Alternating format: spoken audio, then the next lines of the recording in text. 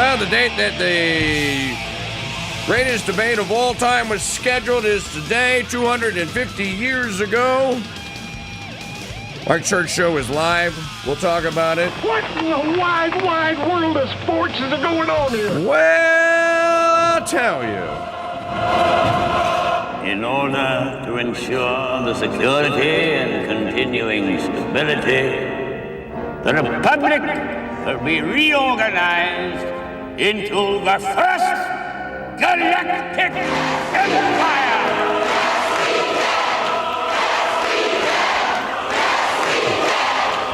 For a safe and secure society.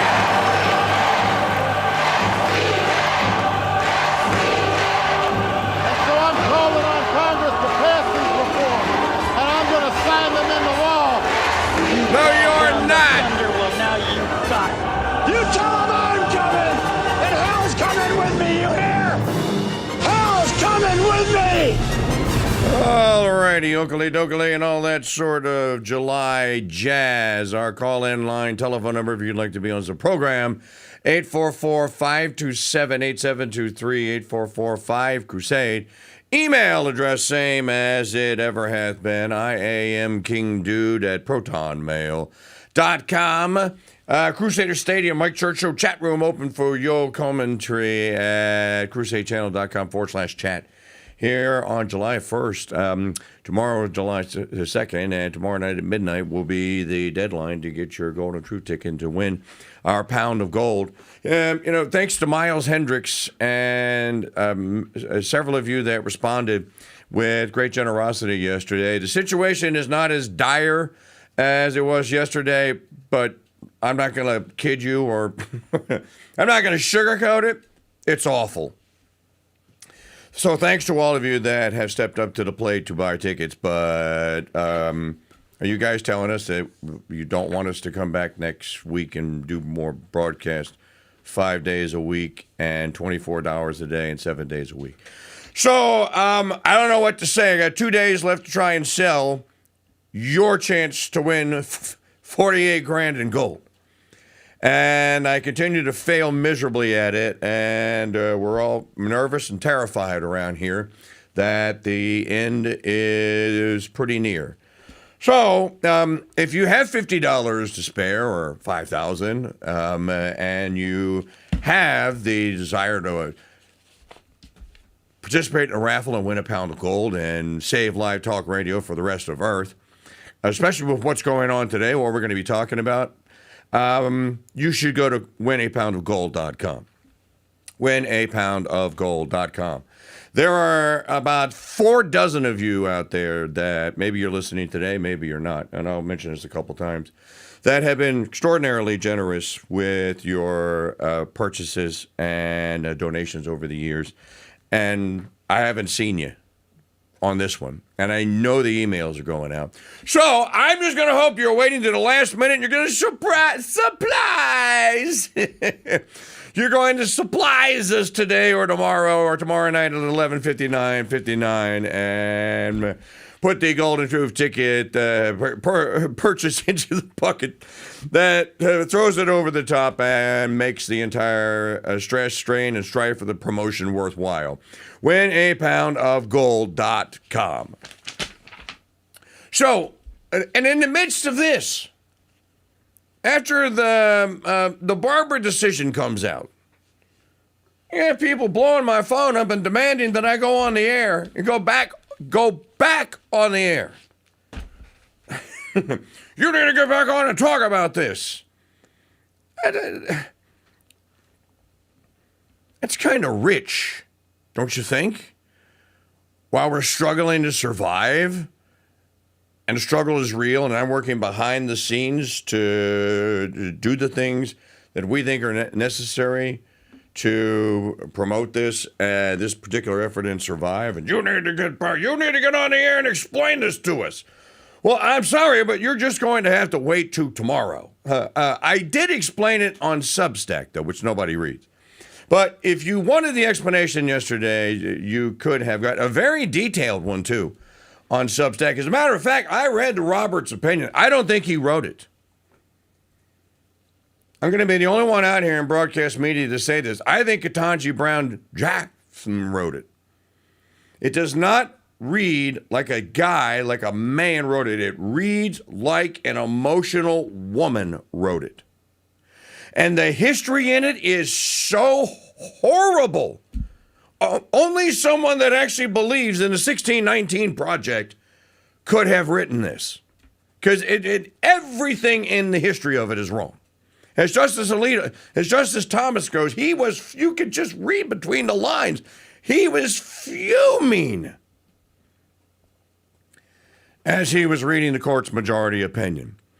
And the notorious ACB, this is why women shouldn't be on courts. This is why women shouldn't be in politics, because it's over now. You've done it now. You know what?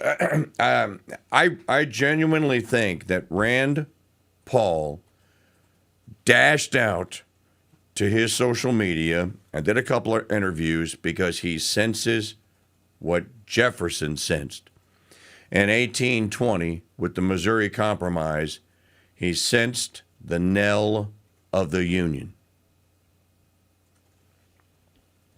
In a letter that Thomas Jefferson wrote to his friend, look, if you don't want to talk about American history today, this show is probably not for you. And if you don't want to talk about the ridiculousness of birthright citizenship, which shouldn't even exist, then this show is probably not for you. If you do, go get 10 golden truth tickets, go pop in a chat room and say, Mike, I'm coming to the rescue. Tell Maggie she can sleep tonight. I just bought 100 golden truth tickets. And somebody actually did yesterday. Again, thanks, Miles Hendricks. Thank you. Now I need 20 more Miles Hendrickses. Actually, we need 1,000 more Miles Hendrickses.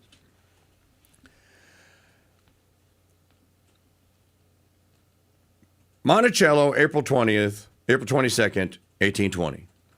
So Jefferson is informed by another letter from a friend, well, actually from this guy, John Holmes, who sent him a note and went, hey, dude, I know you're not reading the newspapers anymore, but did you know that they just passed this thing called the Missouri Compromise? And then he put a copy of a newspaper report in it, or a copy of the bill, and sent it to Monticello, to Thomas Jefferson.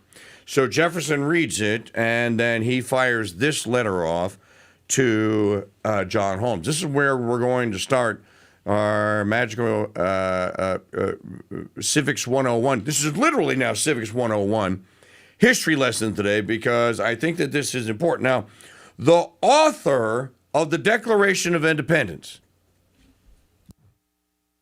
he's not the primary author, he's the author. People say, well, here's the primary. No, he wasn't the primary author. Learn your history. He was the author. He wrote it.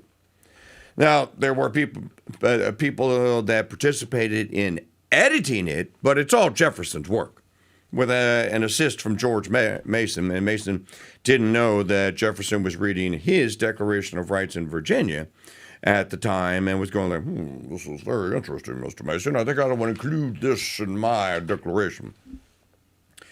So the Sage of Monticello is in retirement. He doesn't want anything to do with the politics of the day, but he is writing letters back and forth to John Adams and several others who are still alive from the founding generation. And then he's corresponding with current members of the political elite, and one of them is this guy, John Holmes. So why did I pick the Holmes letter? Well, let's read it and you'll see. I thank you, dear sir, for the copy you have been so kind as to send me of the letter to your constituents on the Missouri question. It is a perfect justification to them. I had for a long time ceased to read the newspapers or pay any attention to public affairs, confident they were in good hands and content to be a passenger in our bark to the shore, from which I am not distant. But this momentous question,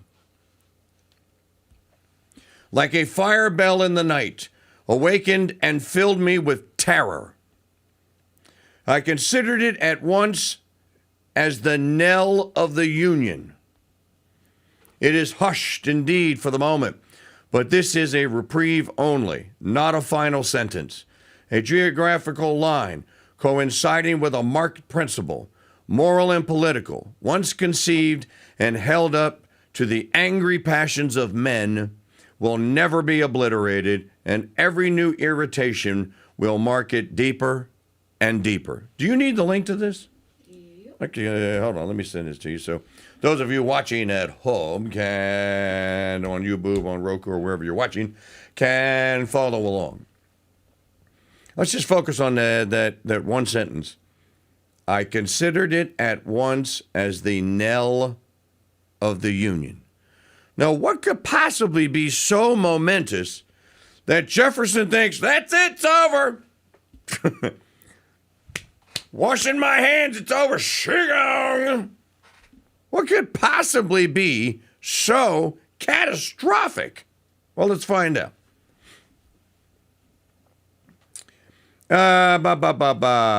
It is hushed indeed for the moment, but this is a reprieve only, not a final sentence. A geographical line coinciding with a marked principle. Moral and political, once conceived and held up to the angry passions of men, will never be obliterated. And every new irritation will mark it deeper and deeper. I can say with conscious truth that there is not a man on earth who would sacrifice more than I would to relieve us from this heavy reproach in any practicable way. The cession of that kind of property, for so it is misnamed, is a bagatelle which would not cost me in a second thought if, in that way, a general emancipation and expatriation could be effected. And gradually, and with due sacrifices. No, what he's talking about there is if it were possible, he'd repatriate the slaves back to Africa. That's what he's talking about. If you don't know the Missouri Compromise, it is the agreement in Congress that basically no new slave states will be admitted to the Union. So if you're a state or a territory and you have people living in your territory and they own slaves and you wish to be admitted into the Union, the Missouri Compromise says you can't be.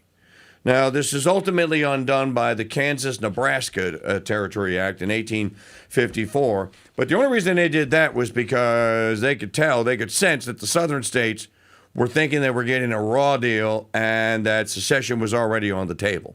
So that's why the Nebraska-Kansas Act. So Jefferson is thinking here that the whole thing is just, it's going to explode, and that he couldn't blame anybody if they wanted to get out. The interesting thing is there's no question in Jefferson's mind of whether or not states that are slave-owning states can leave the Union, and he says it right here. I think it might be, but as it is, we have the wolf by the ear, and we can neither hold him nor safely let him go. Justice is in one scale and self-preservation in the other.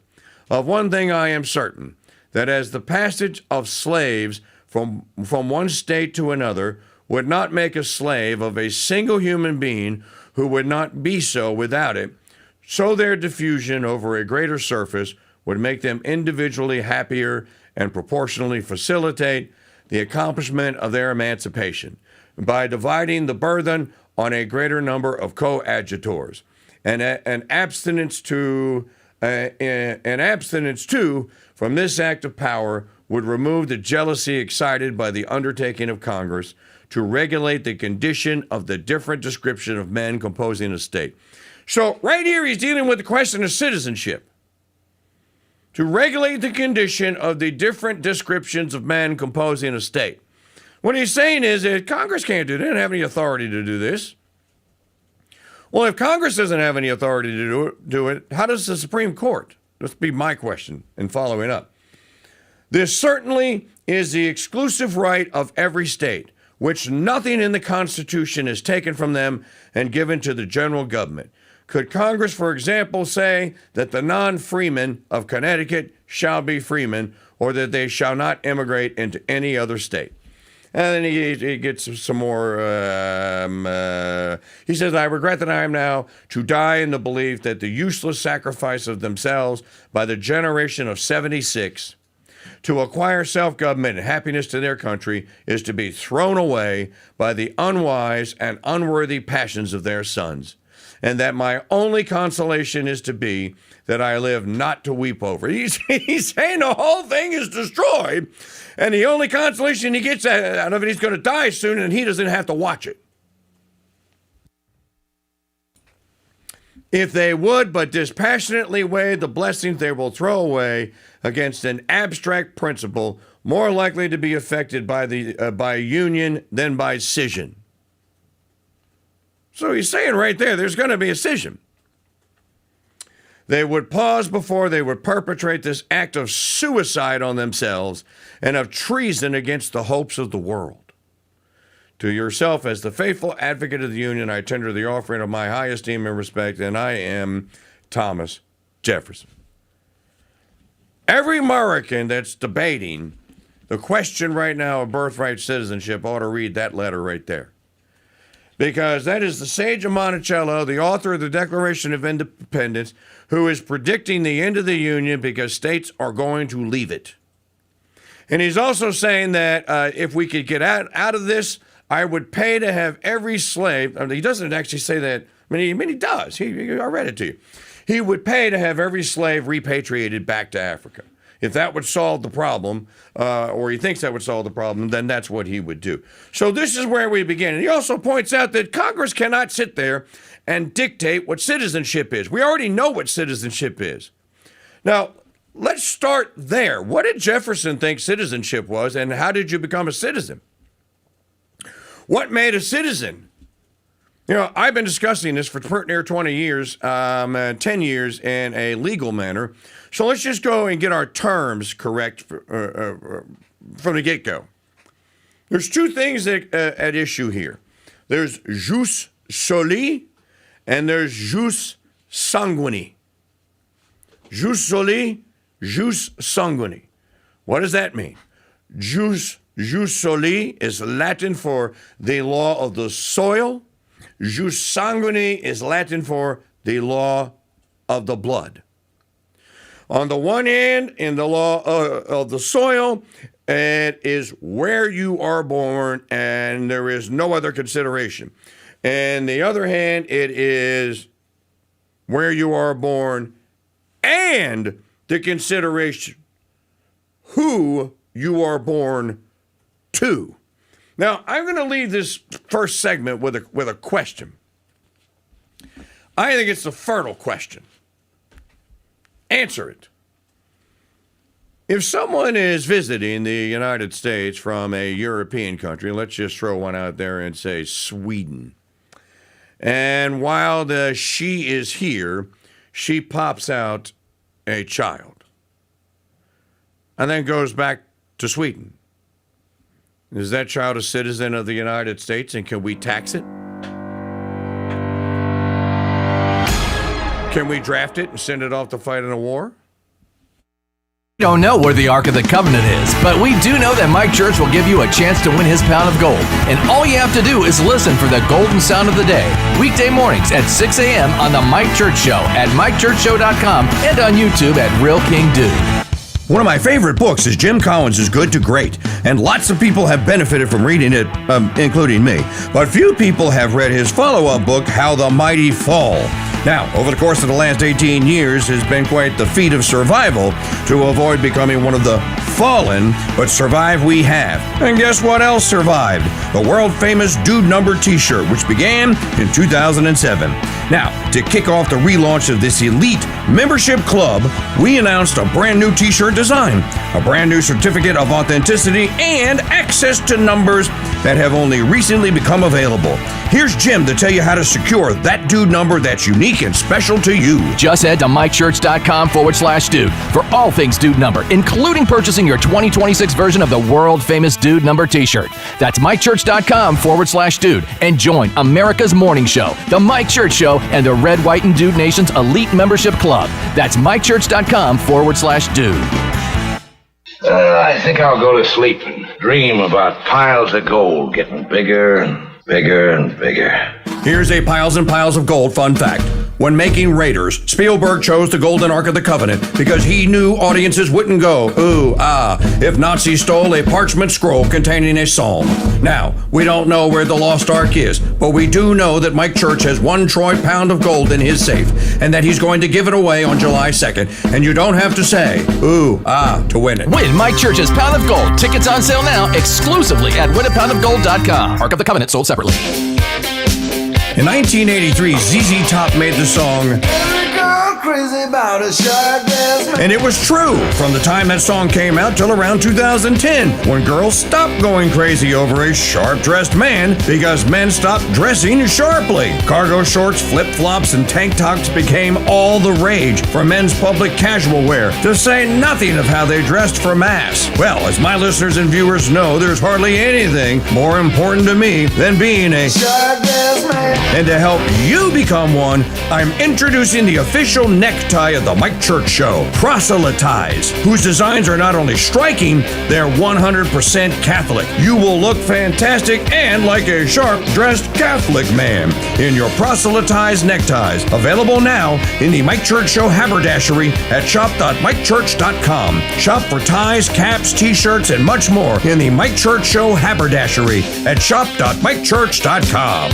What caller number were we supposed to take? Caller number 7. This is Mike's favorite bunting bag, number 13.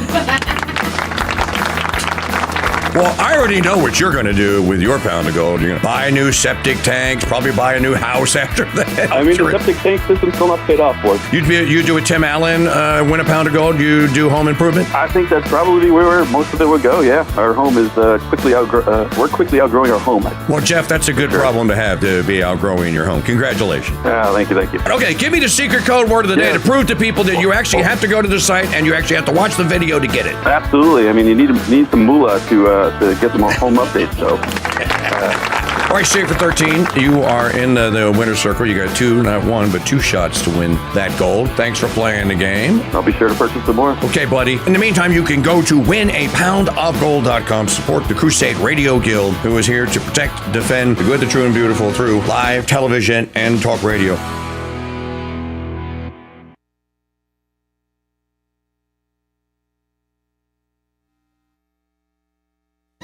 Most Crusade Channel wannabes only get the mission half right. Men, you are about to embark on a great crusade to stamp out runaway decency in the West. So why settle for half-baked radio hacks crusading in mono when you can get the real deal on the Mike Church Show? Now go do that voodoo that you do so well. In stereo. The Mike Church Show's Great Crusade is on the Veritas Radio Network's Crusade.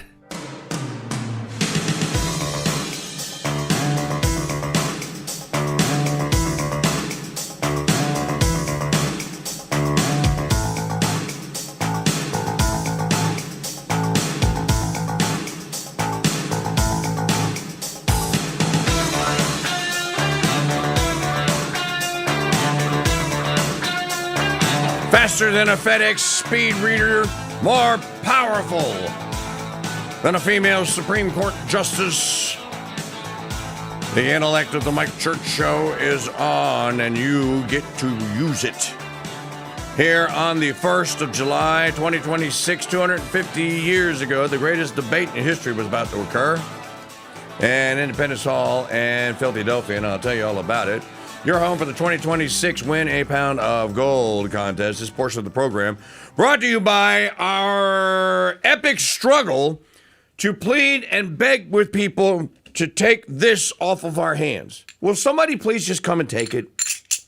This is a troy pound of silver. It's worth $718 this morning.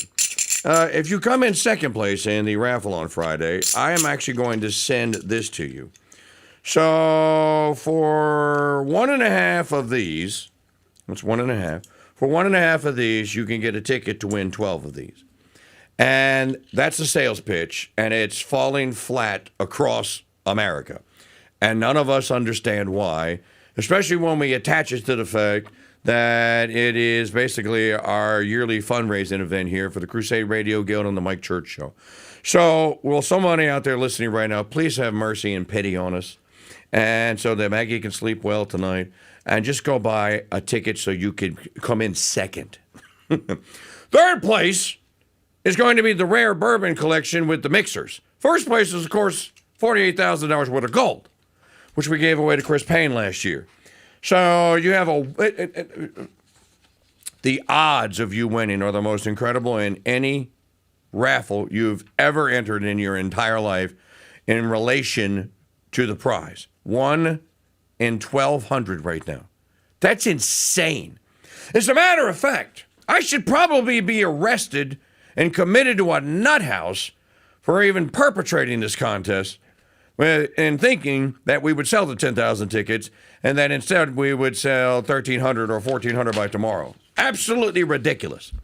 So, those of you that want to see this entity survive and maybe even flourish in the future and are longtime fans and don't have a ticket, please go get one today at winapoundofgold.com. Those of you that have one, can you double what you have and go get your second one today at winapoundofgold.com. Those of you that just stumbled in here, look, I don't care whether you like us or not. Would you like to win my gold? Because I'd love for you to give you the chance to do so. Go to winapoundofgold.com and get your tickets or 100 today. Be nice to see another patron step up to the plate with a 100-ticket purchase during the course of this program so I can announce it and say, well, hey, all is not lost. I don't want to be Kevin Bacon in Animal House standing there going, remain calm, all is well. Then they cut to the shot where he's been run over and trampled and pushed, and he's part of the sidewalk. Remain calm, all is well.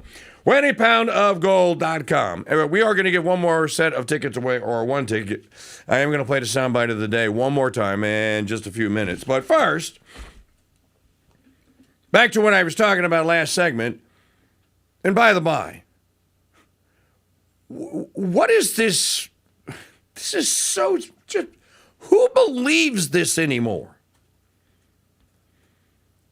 The Trump administration is swearing that Jared Kushner and Steve Witkoff, who shouldn't be negotiating anything, are meeting right now with the Qataris, or in Qatar, in Doha, with Iranian officials. The Iranians are going like, we're not there, and it's not going to happen. No, I just saw the headline. They just said what? That they were doing it remotely. Yeah, they're doing it remotely. Yeah, we're not going to meet. We're going to do it on a Zoom call, is what they're saying. Why is it that every time Witkoff and Kushner show up, the deals go kaput? Is there a coincidence there? And by the way, for those of you that are new listeners, Jared Kushner and Steve Witkoff are not confirmed by the United States Senate as consuls, ministers, or ambassadors. They have no authority to negotiate on your or my behalf whatsoever, and they shouldn't be doing it. So one of the reasons why the whole bottom is falling out of the whole MAGA movement is because Trump is doing things like that. And there's simply no building of any building or no act. And now that he's lost the Barbara case, so that's where we are with the news today. But now, how many of you actually read Roberts' opinion? It's only 20 pages long. It's not long. Just for comparative sake, Justice Thomas's response is 91 pages. That's a man that's very angry and does not want to leave anything to chance in responding to or in dissenting. Justice Alito's begins on page 153, and his goes all the way to, and Gorsuch dissented as well. Where does Alito's end? 153 to 191, so his is 40 pages long. And then Justice Gorsuch's dissent. He says at the heart of today's dispute lie two competing views of the 14th Amendment Citizenship Clause. No, that's not what lies at the root of this. What lies at the root of this is complete and total and epic failure of historical proportions. As Justice Alito says in his, or Justice, it's Justice Alito, as he says in the introduction to his to his dissent, he says that this court doesn't realize what it is doing and the grave importance of what it's doing here. It is now stating on behalf of the entirety of the people of the United States of America that citizenship doesn't matter. And their citizenship is just a matter someone being able to swim the Rio Grande, get on a boat, come over from across the Atlantic or Pacific Ocean, or fly here on a super high-tech jet fighters. And then you become a citizen. There's no other detail. It doesn't matter who your parents are. It doesn't matter what your intentions are. It doesn't matter what your parents' intentions are, what your country's intentions are for sending you to be born here. You're a citizen. And this overturns basically 250 years of American tradition. I just want to read you the last page of Roberts' decision. Now, you tell me whether or not a man or an emotional storytelling, fiction-weaving woman wrote this. And who is this? Roberts. Okay. That was not the view of the Reconstruction Congress. Well, maybe I should start one more. Okay. Again and again, the dissents cast the common law as feudal, medieval, a remnant of the darkness of the Middle Ages. And so after they had written their majority opinion, they went back and read the dissents and went, you can't say that about me. Again, this is the action of a woman. This is a woman that responds like this. Again and again, the dissents cast the common law as feudal, medieval, a remnant of the darkness of the Middle Ages. That was not the view of the Reconstruction Congress. Where the dissents see feudalism, the framers of the 14th Amendment saw emancipation. By the time of the Glorious Revolution in 1688, in fact, the tie created by birth was less a duty than a right. The foundation of the ancient liberties of freeborn subjects. These are all in quotes now. H. Muller, Subjects and Sovereigns. Okay. She is now quoting out of a book. This is not taken from a court case, from any legal precedent, and she's quoting from a book on the English Revolution of 1688. What does that have to do with a question that has arisen over a controversy arising under the U.S. Constitution, as Article 3 plainly states? It doesn't have anything to do with it. So you mean to tell me you're changing American law forever because of what some Englishman wrote in 1688 as an Englishman and that applied to the English form of government? Are you kidding me? No, she's not.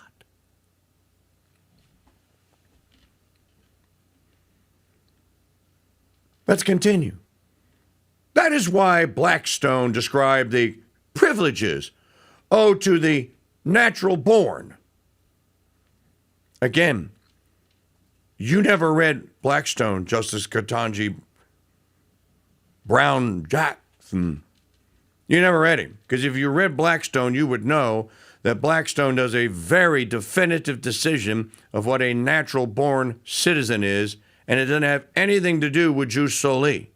You know how you, Mike Church Show listeners, know this? Because you've been listening to me and Kevin Gutzman and others talk about it since 2008 and the candidacy of Barack Hussein Obama, who was not a natural-born citizen. We talked about it in 2015 over little Marco Rubio, as Trump called him then, and Ted Cruz, neither of whom are natural-born citizens. How do we know that? Because we read Blackstone. Why does Blackstone matter? Because the founders read Blackstone. As a matter of fact, it is a provable, demonstrable fact that Benjamin Franklin actually, in one of the notes or letters that he was passing between, I forget who he wrote to, but he actually asked his valet, his clerk, whatever you want to call him, to go to the library in Philadelphia to go retrieve a copy of Blackstone and bring it to the convention. Blackstone was followed up by Vattel. They also had a copy of Vattel. What did Vattel say what a natural-born citizen was? Only citizens can make a natural-born citizen. Let's continue, shall we? That is why the colonists demanded the, quote, rights of Englishmen, close quote, more than 250 years ago. And then she cites Bernard Bailyn, the ideological origins of the American Revolution. And that is why abolitionists loaded the ancient and universal rule of citizenship by birth alone as an ordinance of heaven. And then she quotes Yeats. The hell does Yeats have to do with this?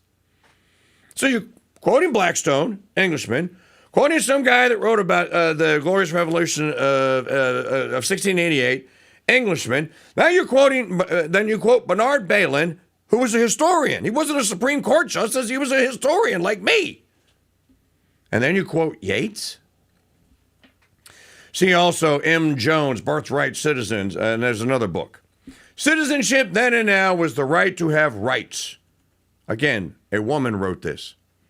To freely participate in our political community. That's feminine language. The framers of the 14th Amendment extended that promise to every freeborn person in this land. That's not what they wrote. You know where she got that from? From the Congressional Globe newspaper. Because someone supposedly said it, Senator Trumbull, in the Senate. Is it in the act?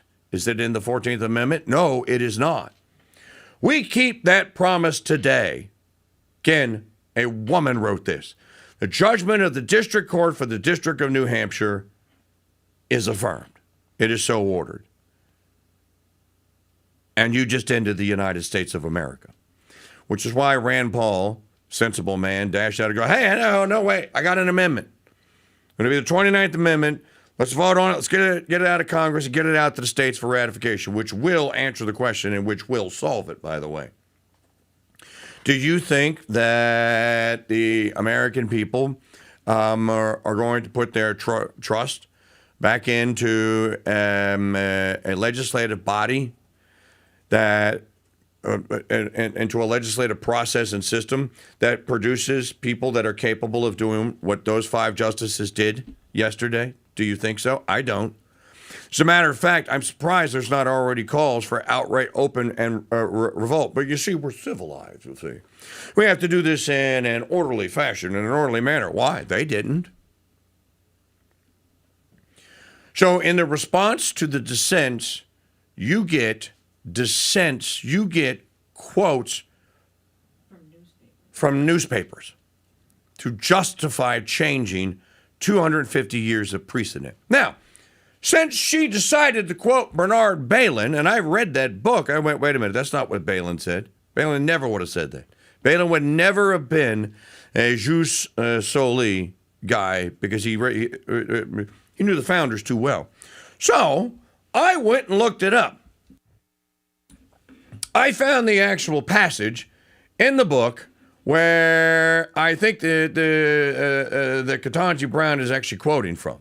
It's in my Substack, and I'll share it with you. If you go to thekingdude.substack.com. Because I'm going like, you can't do that to Bernard Bailyn. He was too great of a historian. But I just want to share with you this. Okay, first I went, because I don't have, it's in my other copy of books. I got the library here, very, very small, and I have the massive library of books I've accumulated over the years. So when we moved the walls in and west, and it's in storage. That's one of the books that's in storage. So I asked Google.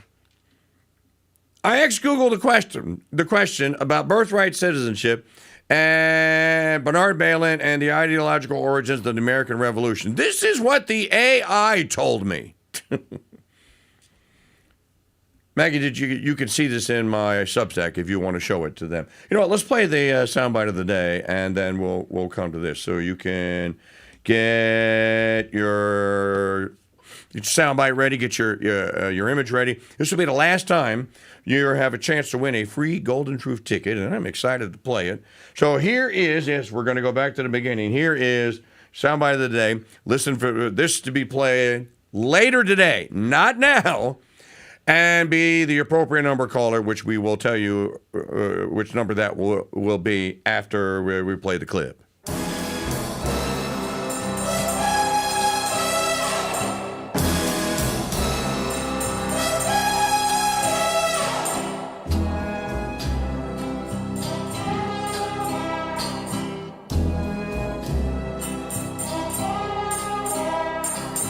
Goldfinger, he's the man with the Midas touch, a spider's touch, such a cold finger beckons you to enter his web of sin.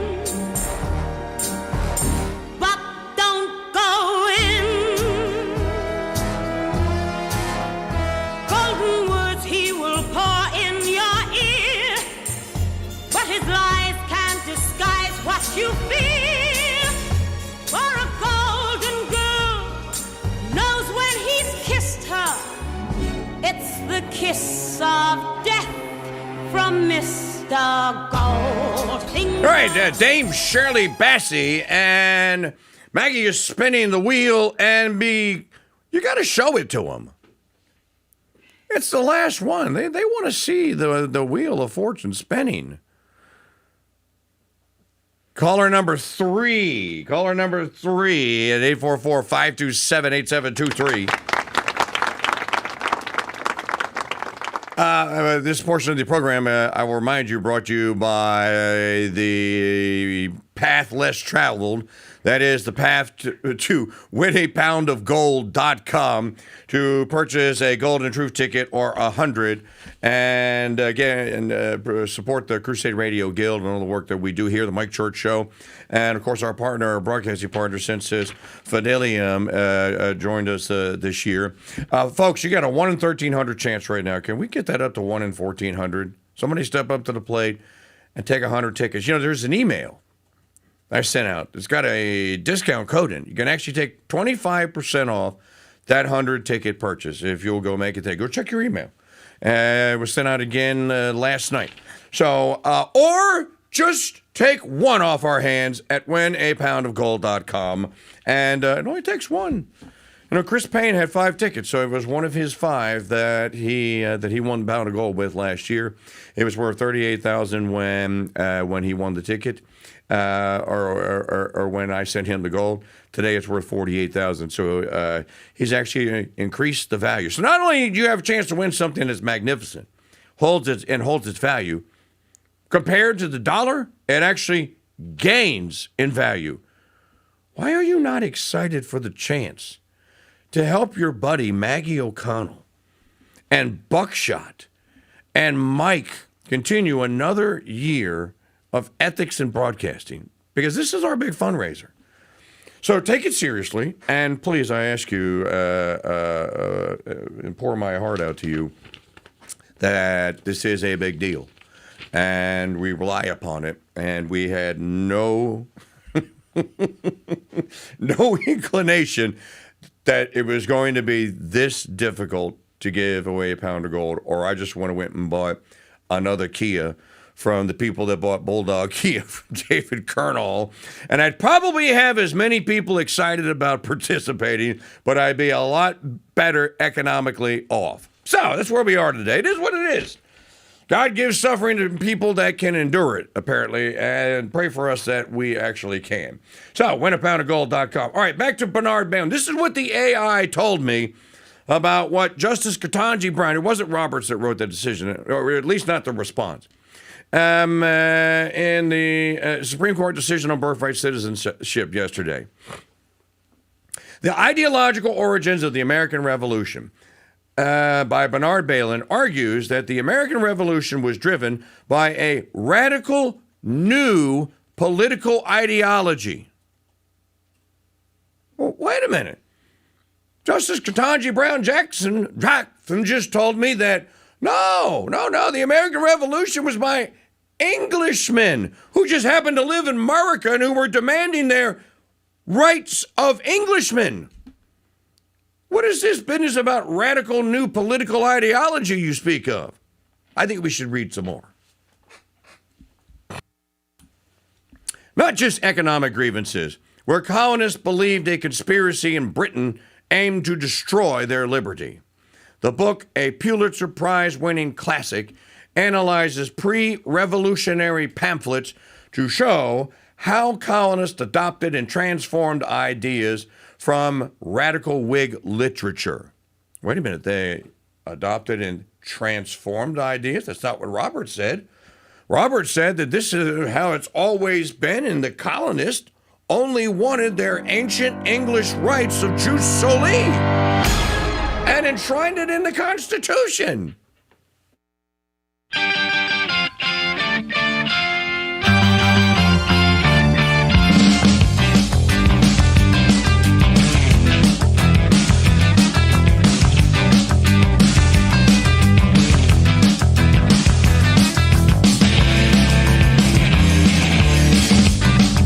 Your picture of me and you.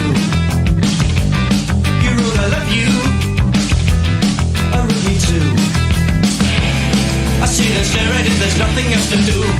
Oh, it's in color. Your hair is brown, your eyes are hazel, and soft as clouds. I often kiss you when there's no one else around.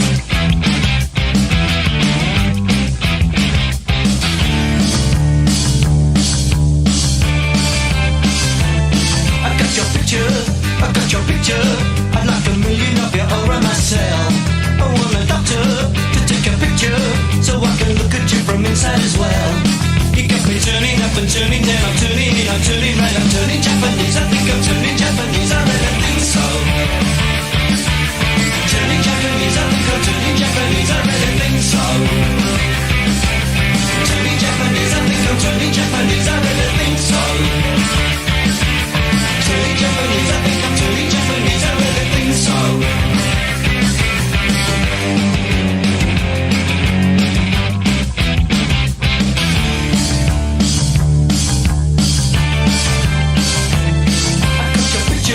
I got your picture, I'd like a million of them around myself. I want a doctor to take a picture, so I can... The Crusade Channel, talk radio the way it should be. Broadcasting live from Madisonville, Louisiana, and streaming 24/7 at crusadechannel.com. I need something to listen to challenge my faith and tickle my not-so-nice funny bone. Well, you won't hear anything about Mondays coming or cheeseburgers in paradise, but you will hear the most brutally honest Catholic-inspired commentary on Parrot Talk. Weekdays. Oh, this Boats, Beaches, Bars, and Ballads fan sees what you did there.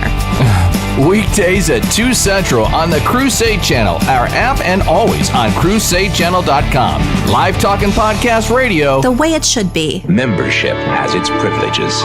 American Express was right back in the 1970s. Membership has its privileges, and no membership privilege is greater to a Red, White, and Dude Nation listener than membership in the elite membership club that is the Dude Number. Here's Lee to tell you how to get yours. That's right, King Dude. Membership does have its privileges. And when it comes to the Dude Number, applying for membership has never been easier. Just head to mikechurch.com/dude to start the membership process. Your unique unique and one-of-a-kind membership and all the privileges that come with it awaits you. As a member, you'll enjoy private chat groups, VIP privileges to all Mike Church Show events, early access to new dude-geared store items, and of course, your unique dude number. Dude 1210 reporting all quiet on the Eastern Front. This is Mike's favorite punching bag, dude number 13. Hi, this is Steve. My dude number is 2112. Dude number 2004, proud member of the Red, White, and Dude Nation reporting for duty. Become a part of something bigger than any talk show there is and apply for your dude number today at mikechurch.com/dude. Membership has its privileges. I think I'll go to sleep and dream about piles of gold getting bigger and bigger and bigger. Here's a piles and piles of gold fun fact. In 1971, if D.B. Cooper had jumped out of an airplane with $200,000 worth of gold instead of U.S. currency, he would have $25.4 million in gold bullion today. Now, we don't know where D.B. Cooper's money is, but we do know that Mike Church has 1 troy pound of gold in his safe and that he's going to give it away on July 2nd. And you don't have to jump out of an airplane to win it. Win Mike Church's Pound of Gold. Tickets on sale now exclusively at winapoundofgold.com. D.B. Cooper and Cocaine Bear parachutes sold separately. Hi, folks. It's Mike Church, founder of Founding Father Films, asking you to learn the true stories of America's founding by purchasing my movie, The Road to Independence, the movie.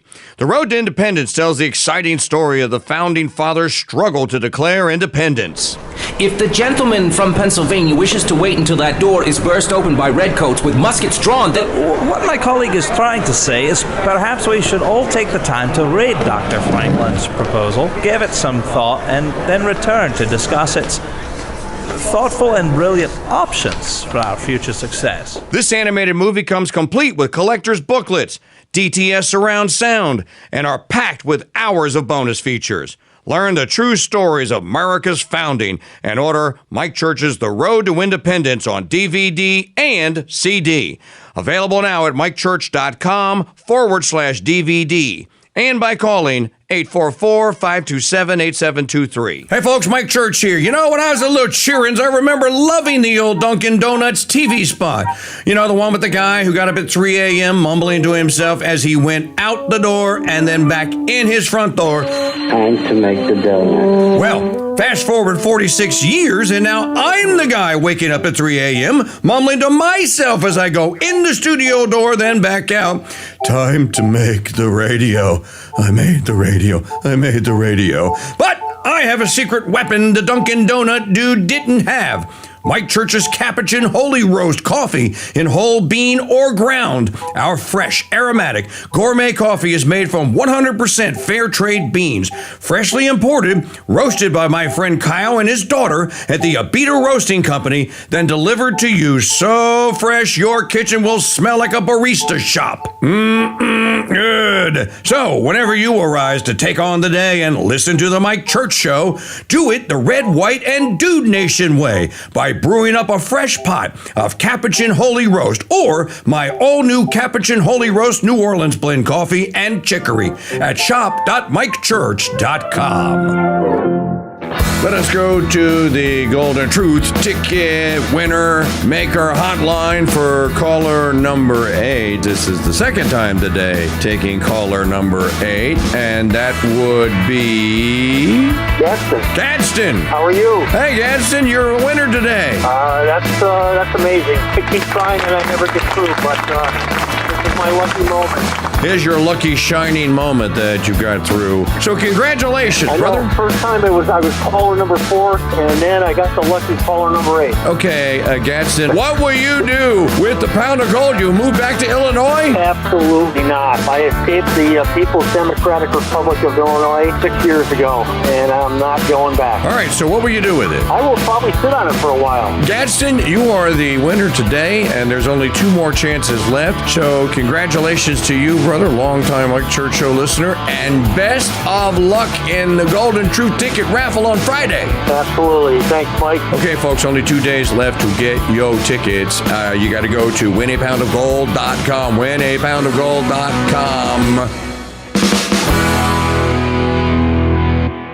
Do you want to save money on your next flight? Then pick up the phone and call. That's right, call. Because the best prices are not online. They're with SmartFares. See, SmartFares has special deals with the airlines. When they have unsold seats, they use SmartFares to fill them. So you get airline tickets at crazy low prices. They have access to great prices and discounts at over 500 different airlines. Plus 300,000 hotels and rental car companies. Their prices are too low to publish online. With the extra money you'll save, you can book another trip or treat yourself to dinner or shopping. So stop searching all of those travel sites to find the lowest price on your next flight. Let one of our SmartFares expert travel agents find the best price for you. Call SmartFares today and get ready to see the world with a fat wallet. 800-313-7757. 800-313-7757. 800-313-7757. That's 800-313-7757.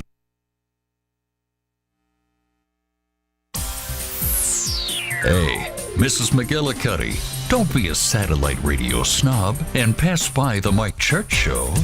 Come on in and browse. May I help you? Oh, no thanks, just browsing. How long do you intend to browse? Well, that lady there, you didn't ask her how long she intends to browse. How come you're asking us how long we intend to browse? You don't look like browsers. Now that that's over, How about a Fresca? the Mike Church Show, entertaining browsers and fans since 1992 on the Veritas Radio Networks. Crusade. Wordsworth, Romney, field investigation finding obsolescence. Do you know why you're here, Mr. Wordsworth? Yes, sir. I'd ask you to speak up a little, if you will. Yes, sir. I know why I'm here. You've been under investigation, Mr. Wordsworth, for the mandatory period of 1 year and 11 months. You're found to be obsolete. The purpose of this hearing is to make a finding in the matter and make a sentence accordingly. Do you understand that? I understand that. Your occupation, Mr. Wordsworth? A librarian, sir. A what? A librarian, sir. Has this man had counsel? Yes, sir, he has. Are you sure he knows his rights? He's been given orientation, sir. Mr. Wordsworth, I'm told that you've had stand back in the light, Mr. Wordsworth. I'm told you've had counsel and been given orientation, Mr. Wordsworth, but I'm still not sure in my own mind that you understand the purpose of this hearing. The field investigators in your sector have classified you as obsolete. This finding carries with it serious implications. Do you understand that, Mr. Wordsworth? Now I ask you again, your occupation? I am a librarian, sir. That is my occupation. That is my profession. If you people choose to call that obsolete... Request clarification of the term? Yes, the term, Mr. Wordsworth, you people. You make reference to the state? I make reference to the state. And you persist in declaring your occupation as being that of a librarian. Is that correct? That is correct, sir. A librarian. Having to do with books. Yes, sir. Books. Since there are no more books, Mr. Wordsworth, there are no more libraries. And of course it follows that there is very little call for the services of a librarian. Case in point, a minister. A minister would tell us that his function is that of preaching the word of God. And of course it follows that since the state has proven that there is no God, that would make the function of a minister somewhat academic as well. There is a God. You are in error, Mr. Wordsworth. There is no God. The state has proven that there is no God. You cannot erase God with an edict. You are obsolete, Mr. Wordsworth. A lie. No man is obsolete. You have no function, Mr. Wordsworth. You're an anachronism, like a ghost from another time. I am nothing more than a reminder to you that you cannot destroy truth by burning pages.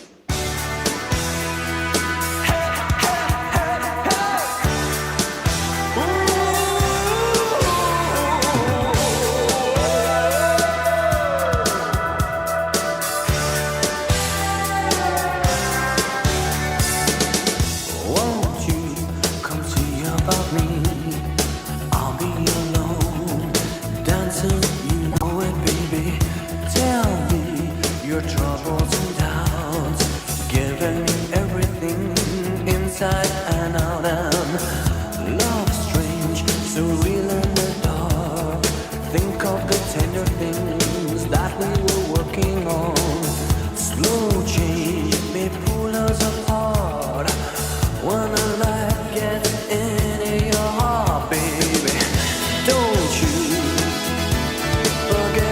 about me. Don't you forget about me. All right, I want to give you a scenario here. This portion of the program brought to you by the Golden Truth Ticket raffle that's going to happen on Friday. I was able to guilt trip 14 people into buying a ticket last hour. That's 14 closer to the 10,000. Now, this hour, can we get 140 and save the day and save Live Talk Radio? Seriously, folks. WinAPoundOfGold.com. Can't wait to announce your name as having just picked up 1 or 2 or 5 or 10 or be the grand champion. Take 25% off and get 100 this hour. WinAPoundOfGold.com. All right, here's my question. A woman who's a Chinese spy with the nefarious intent of being a Chinese spy comes to the United States to study at Harvard, mother. And this year now, 2026, and arrives here pregnant from a Chinese CCP member back in China. While she is here studying at Harvard and spying on us, as she pops her child up, which according to Ketanji Brown Jackson and Chief Justice Roberts and the other 3 hens on the court, automatically becomes a United States Senate, or United States Senate citizen. That's in 2026. Let us fast forward to the year of our Lord and Savior, Anno Domini, if we survive that long, to the year 2044. 18 years have transpired, and our citizen, and she returns home in 2026. Let me finish the story. With the new U.S. citizen child to resume life in the CCP in China. In 2044, the United States gets involved in World War III and reinstitutes the draft, which is unconstitutional, but they do it anyway. Then say every male and female over the age of 18 must go to their draft office and register to be drafted to go fight in the war. Does the citizen who returned to China have to return to the United States and enlist in the draft? And if chosen, go and fight in America's army in World War III?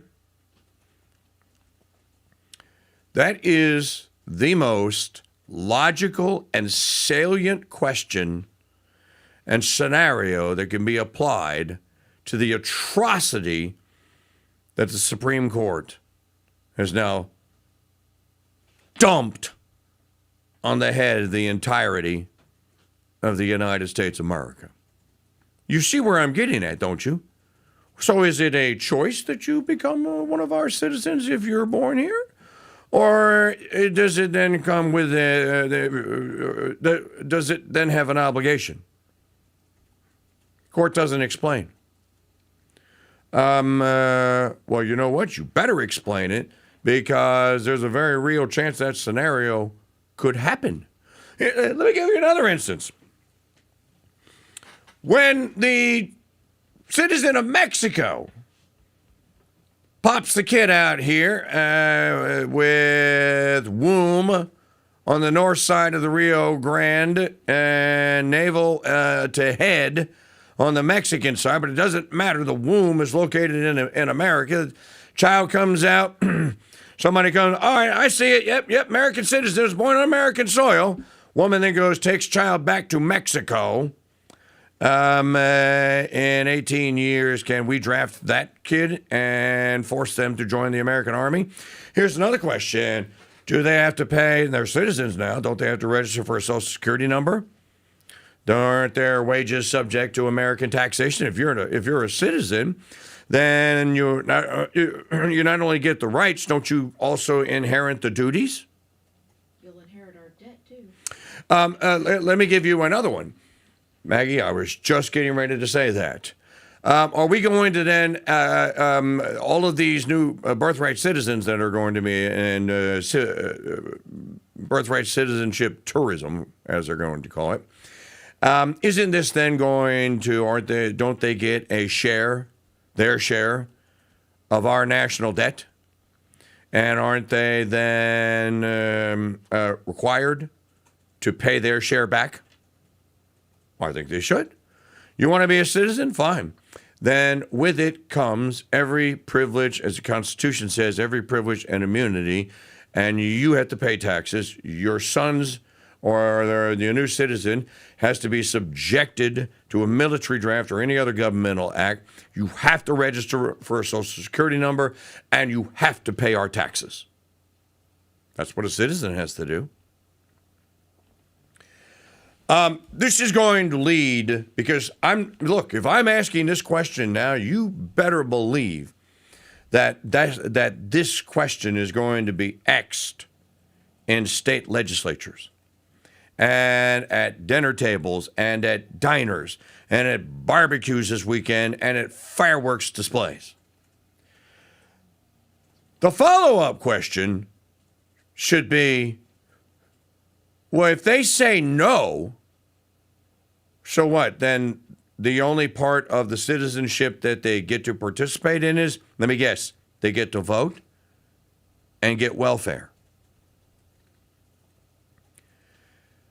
This is obviously an act that has been perpetrated by enemies of the Republican concept and the Republican form of government we were all told the Constitution guaranteed us. I think that this brings, that the SCOTUS has now brought the American government into material breach with that article of the Constitution guaranteeing to me and you a Republican form of government. It can't be a Republican form of government if the governments under it that make up the Republic do not have the ability and the right to determine what is and is not a citizen of their state. Because this now is incumbent. State of Louisiana can't now say that an illegal alien criminal trespasser just had a kid, can't deny it welfare benefits, can't deny it an education, can't deny it anything else that you can apply for and can get from the government. Let me point something else out to you. I think we're in big trouble here. These Democrat socialist witches that are winning these elections across the fruited plain, ladies and gentlemen, they are all anchor baby immigrants. That sounds like an invasion force.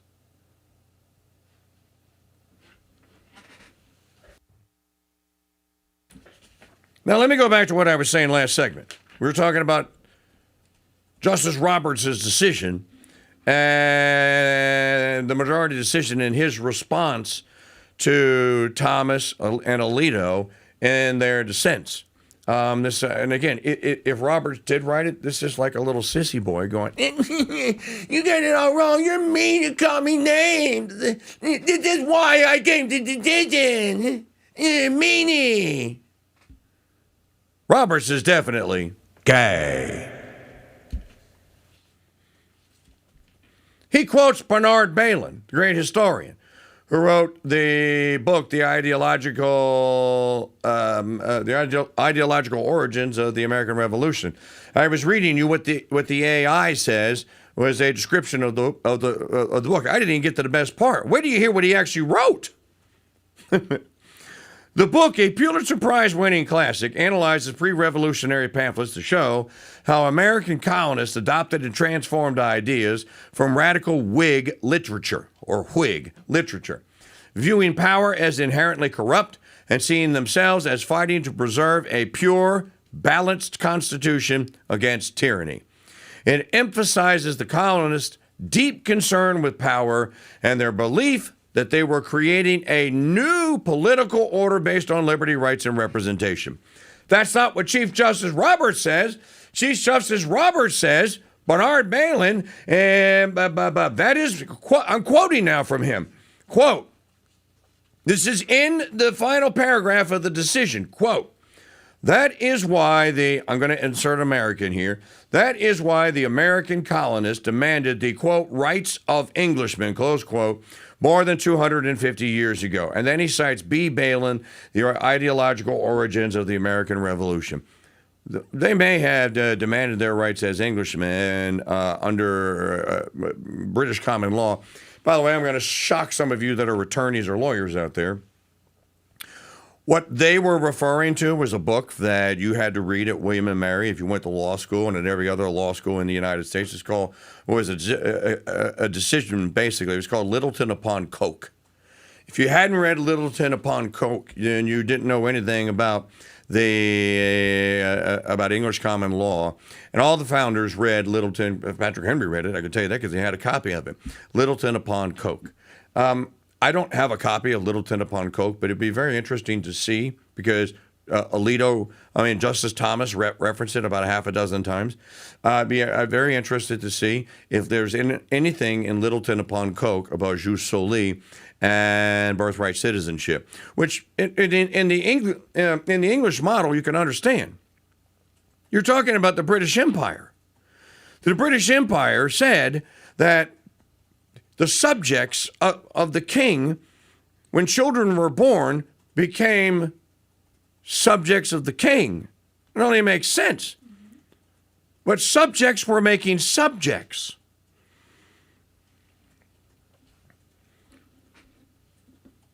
Now, what did Balin actually say in his book? Well, here's the passage. I'll read it to you. This is from my Substack yesterday that none of you ever read, but you could read it today. Substack, thekingdude.substack.com.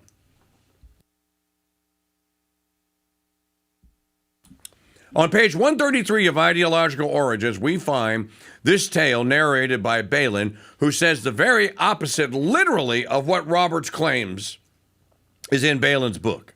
Quote, but now he's writing about an instance in the English Parliament. That's what he's writing. That's the subject here. Quote, but far greater voices than these were heard, some in the highest reaches of the English government.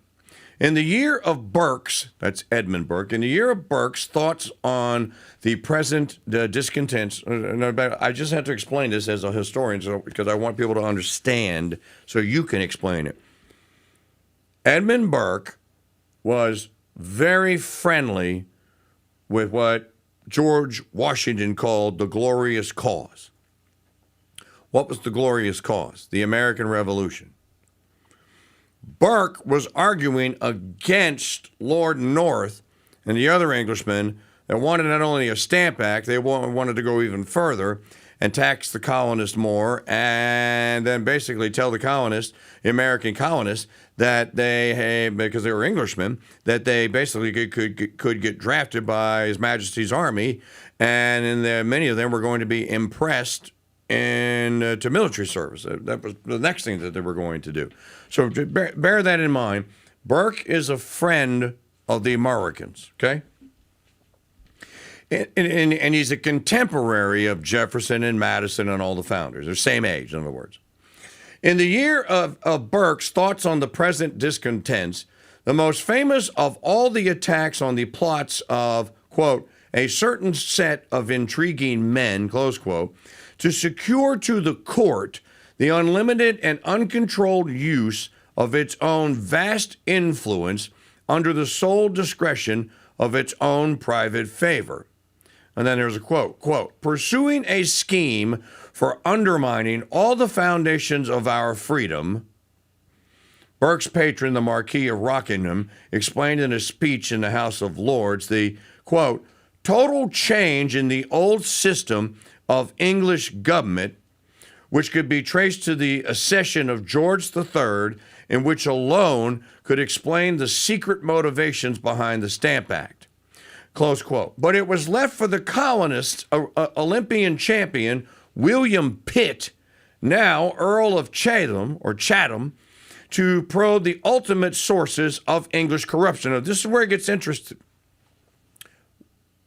Jefferson declares 81 causes that impelled the colonists to the separation. 81. On July the 1st, 2nd, and 3rd, that 81 are edited down to 36. That's what's in the actual ratified, if you will, version of the Declaration of Independence. In those 36 charges are direct, you go read them for yourself. There are direct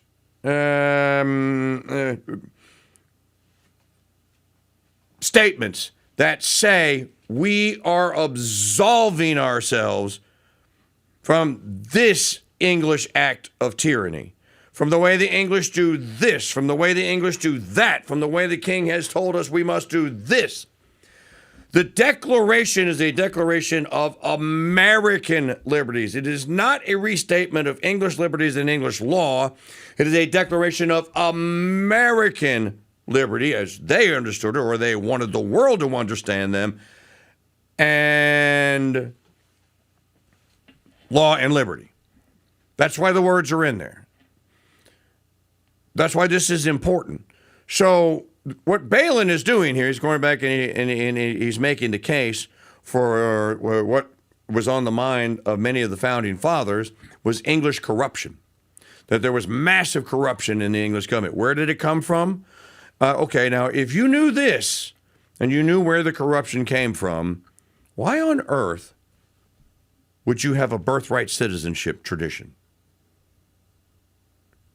Because that's the cause of the corruption. Let's read it. But it was left for the colonist Olympian champion William Pitt, now Earl of Chatham, to probe the ultimate sources of English corruption. The reason, quote, the Constitution at this moment stands violated, this grandson of Diamond Pitt, East India merchant and governor of Madras, declared, is perfectly clear. For some past years, there has been, now pay very close attention, there has been an influx of wealth into this country, which has been attended with many fatal consequences, because it has not been the regular, natural produce of labor and industry. So what's he saying? Immigrants. The riches of Asia have been poured in upon us and have brought with them not only Asiatic luxury, but, I fear, Asiatic principles of government. Without connections, without any natural interest in the soil, the importers of foreign gold have forced their way into Parliament by such a torrent of private corruption as no private hereditary fortune could resist. My lords, I say nothing but what is within the knowledge of us all.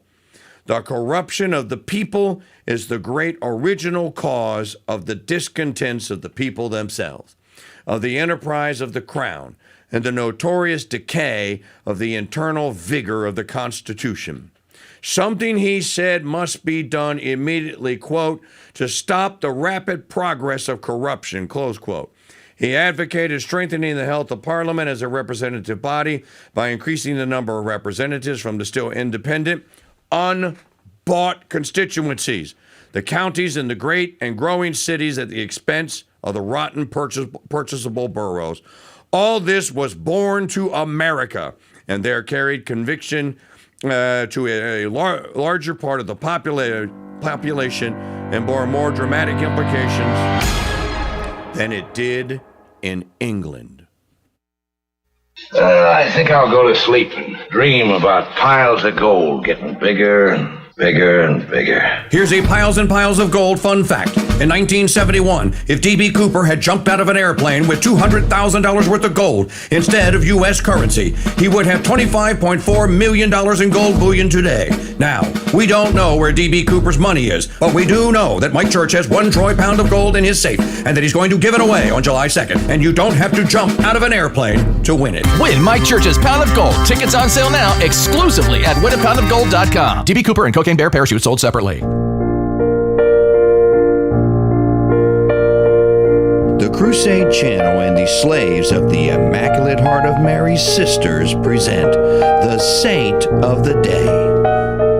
Hello, Crusaders. This is Sister Maria Jeremiah with your Saint of the Day. Today is July 1st, the feast of Saint Aaron and of Blessed Junipero Serra. Saint Aaron was chosen by God to be the first high priest of the Old Law. It is fitting in the New Law that his feast should be observed on the feast of the most precious blood of Jesus. He was the brother of Moses and Miriam and belonged to the tribe of Levi, the clerical or Levitical tribe of the Jews. Aaron lived 1400 years before the coming of Christ. He was the ancestor in blood and in priestly lineage of Saint Zachary, the father of Saint John the Baptist.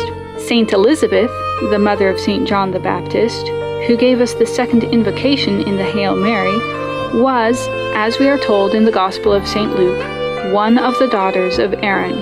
Aaron died and was buried on Mount Hor, just outside the Promised Land. Aaron's priesthood perished on the first Good Friday with the rending of the veil in the Temple of Jerusalem.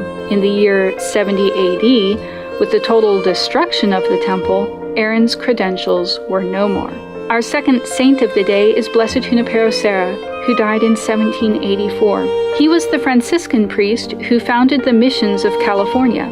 Junipero Serra was born in Spain in 1713, the son of a farmer. He joined the Franciscan order in 1730, and shortly thereafter received a doctorate in theology. 19 years later, he asked to join the Missionary College of San Fernando in Mexico. A renowned professor of philosophy, suffering from chronic bronchitis and an ulcerated leg that made walking an agony, he seemed an unlikely person for missionary work. Yet in his work, he covered 6,000 miles on foot and muleback. When California became part of the United States, the mission buildings were restored and returned to the Franciscans. Today, they are national monuments and bear witness to Blessed Junipero's missionary spirit. Saint Aaron and Blessed Junipero Serra, pray for us. Thank you for joining us for this brief summary of the life of today's saint. Tomorrow's saint is Our Lady at her visitation. To access all of our Saint of the Day recordings as podcasts, head to crusadechannel.com/saints. You can learn more about our sisters and contribute to the building of our convent by visiting stphilomena.convent.org. I'm Sister Maria Filomena, and until next time, God bless and Mary keep you.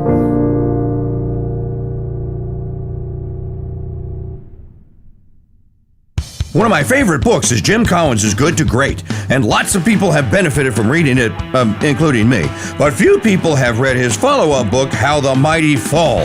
Now, over the course of the last 18 years, has been quite the feat of survival to avoid becoming one of the fallen, but survive we have. And guess what else survived? The world-famous Dude Number t-shirt, which began in 2007. Now, to kick off the relaunch of this elite membership club, we announced a brand new t-shirt design, a brand new certificate of authenticity, and access to numbers that have only recently become available. Here's Jim to tell you how to secure that Dude Number that's unique and special to you. Just head to mychurch.com/dude for all things Dude Number, including purchasing your 2026 version of the world-famous Dude Number t-shirt. That's mychurch.com/dude and join America's morning show, The Mike Church Show, and the Red, White, and Dude Nation's elite membership club. That's mychurch.com/dude. We don't know where D.B. Cooper or Cocaine Bear hid their money, but we do know there's a pound of gold in Mike Church's studio, and all you have to do to win is listen for the golden sound of the day. Weekday mornings at 6 a.m. on The Mike Church Show at MikeChurchShow.com and on YouTube at Real King Dude. The Mike Church Show. A lone voice crying out in the wilderness. What rights do you think you're referring to? Rights, like in that official paper that they wrote down the street there? That's the Bill of Rights. Yeah, the Bill of Rights. Don't it say something about going after what makes you happy? No, that's the pursuit of happiness. But what's your point? My point is I'm pursuing something and nobody looks too happy about it. He's defending your pursuit of the right to happiness by way of the truth since Rocky IV. Who's got the right to tell you that? Who? Nobody. The Mike Church Show is heard exclusively on the Crusade Channel.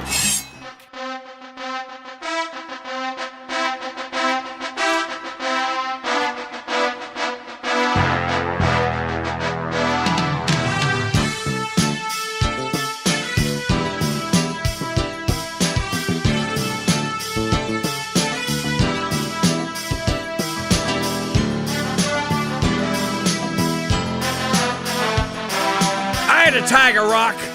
Eye of the Tiger. I'm going to play Rocky music all day today because we're going to have a comeback here. Call me, Mick.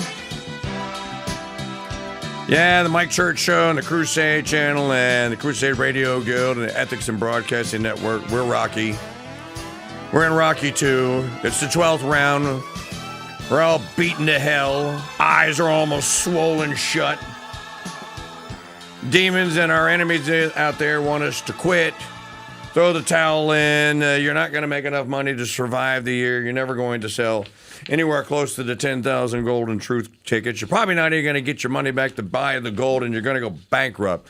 So I'm like, call me, Mick! Call me! Because BD Gear just said, Maggie, here's my credit card. Give me 5 cards. 5 tickets. The count now stands, if I count BD Gear, the count now stands at 8,585 tickets to go. So, who has the next 5 at winapoundofgold.com? I was only able to guilt trip 4 people in that last segment, but if you count BD Gear, that's 9. So, not the 100 that we are going to get this segment because we are Rocky Balboa, and we are going to win this fight against all of the Apollo creeds out there. So, winapoundofgold.com. Do it this segment so you can go into one of the chat rooms and say, all right, King Deed, you're closer. I got you 10 closer, or I got you 100 closer. Let's finish the hour out at 8,500. So that's 90 for this hour. Do I have 90? Who will go and pony up so that we can, only takes one. So actually we need 85, right? Because you're going to put BD Gear in. So we're at 85. To get to 85.85, to get to 85.84, just takes one of you. At winapoundofgold.com, go get your Golden Truth ticket or 100 today. And then use your affiliate link. If you're new, and send the link to all your friends and family. Let them decide whether or not they want to buy one and win my gold. This is funny. Did you see what Trump tweeted out yesterday? I would like to congratulate President Xi and the great country of China on their massive birthright citizenship win. Congratulations, Xi, you won. No, he really did. I have it right here. That's the Trump that I campaigned and voted for. Gee, it's a big win for you. All your spies can come over here and pop children out now. And they can all become American citizens, and John Roberts is going to pamper them and pay them. I have been talking about this birthright citizenship decision. Ladies and gentlemen, this is an act of war, I think. You know, the article of the Constitution, as we continue to flesh this out, I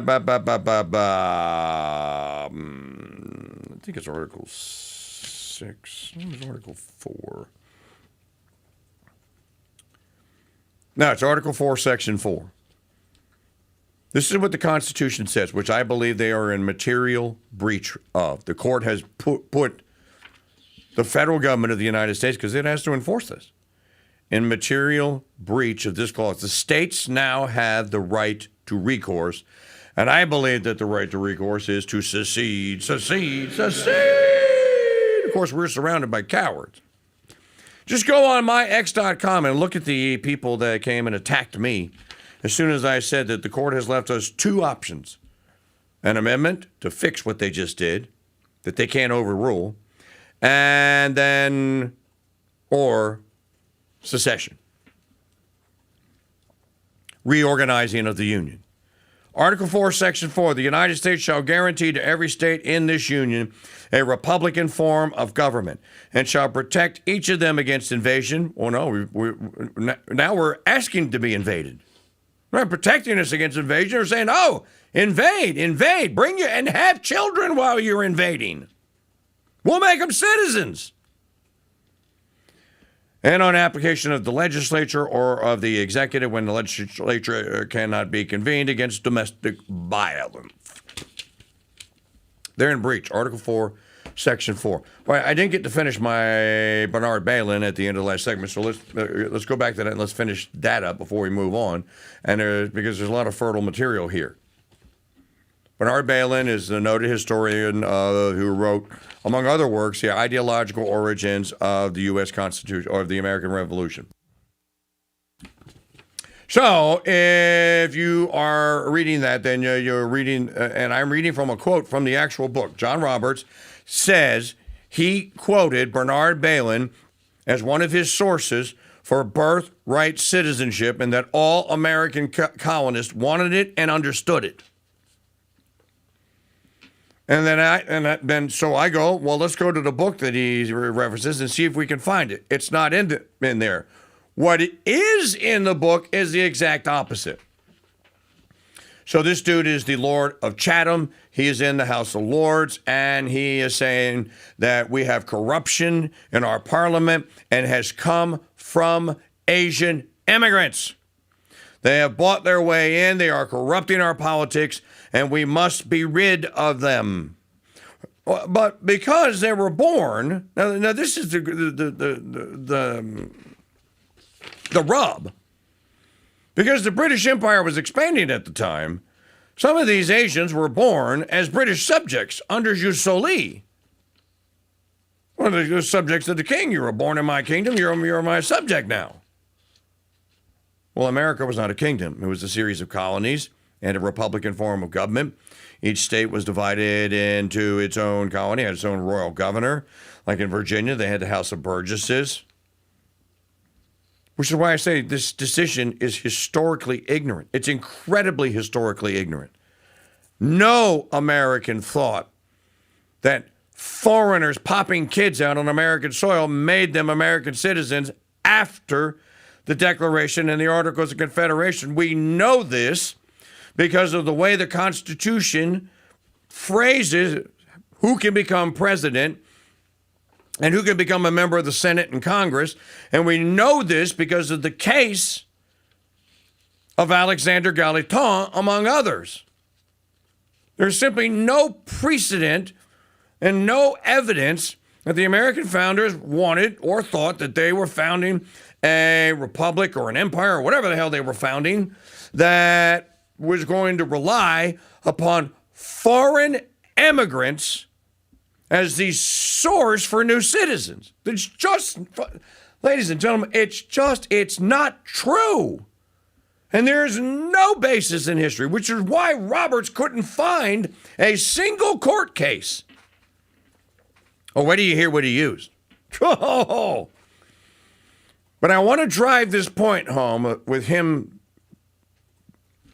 and his response to Justice Thomas, saying that the Americans wanted their rights as Englishmen. Something he said, and I'm quoting from Balin's book, the one that Roberts said he got it from. Something he said must be done immediately to stop the rapid progress of corruption. He advocated strengthening the health of Parliament as a representative body by increasing the number of representatives from the still independent, unbought constituencies. When he says bought, he's meaning bribed by Asians. That's what we went over this last segment. The counties and the great and growing cities at the expense of the rotten, purchasable boroughs. All of this was born, B-O-R-N-E, to America, and there carried conviction to a far larger part of the population and bore more dramatic implications than it did in England. In other words, the Americans learned from the lesson of jus soli and being born a subject of the British monarch because you were born on his soil. That's what Balin means. Now, is there anyone in any chat room anywhere that does not understand this?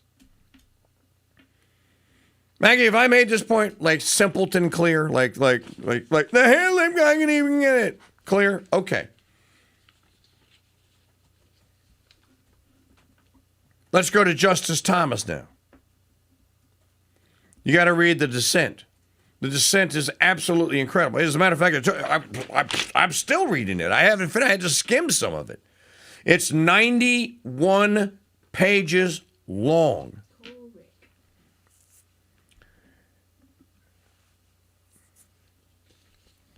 Justice Thomas said that Roberts relied and the notorious ACB. I'm also just in shock that Kavanaugh provided the swing vote. Because it was a 5-4. So it was Ketanji Jackson, Brown Jackson, Sotomayor, you knew that, Kagan, Roberts. No. Kavanaugh didn't provide a swing vote. It was the notorious ACB. This is why women cannot be in legislatures and they can't be judges. This is all emotion here, folks. This is not legalese. Okay, so the case, their rotten decision is based on three things, according to Justice Thomas. One, the English version of jus soli, or law of the soil, claiming that we Americans have always steadfastly defended and adhered to it, which is just, as I just proved to you, and anyone that has studied American history knows is just not true. Two, and now this is where this really gets me. An obscure equity court ruling case from New York in 1848 called Lynch versus Clark. That was not even a court decision. They didn't even go to court. It was never cited again in any citizenship case. Justice Thomas says that the Lynch case, quote, the court's reverence for Lynch versus Clark is not commensurate with its importance. Lynch was not a precedent of this court or any federal court or any state appellate court or even a court of law. Instead, it was decided by a New York assistant vice chancellor, whatever the hell that is, and a court of equities equivalent to a trial court. The assistant vice chancellor, much like a magistrate judge, had the power to hear preliminary motions for the suppression of testimony and cases referred to him by the chancellor. And then the assistant vice chancellor's opinion on Julia's citizenship was apparently not reviewed by any appellate court. And then just if you read the rest of Justice Thomas, he said, and no one ever cited it again. In fact, the state of New York rejected Julia's citizenship and kicked her out. And then number three, Wong versus Kim Ark, which only answered the question of what a domiciled parent of a foreign land could claim their child was born an American citizen. Justice Alito says of the Wong-Ark decision, quote, that was the state of the court's case law until Wong-Kim-Ark turned it in a different direction. That case provided the strongest support for today's decision, but its holding is not controlling, and I would not allow the meaning of American citizenship to be forever dictated by the opinions dubious dicta. That's the exact same thing that Justice Thomas says, by the way. Wong-Kim-Ark cautioned against assigning too much weight to dicta. And it is appropriate to apply that same advice to the opinion in Wong-Kim-Ark itself. Now, if you don't know, Wong-Kim-Ark was a case that came up over the citizenship of a child born to a Chinese immigrant who was running a dry cleaner or whatever they were doing in San Francisco.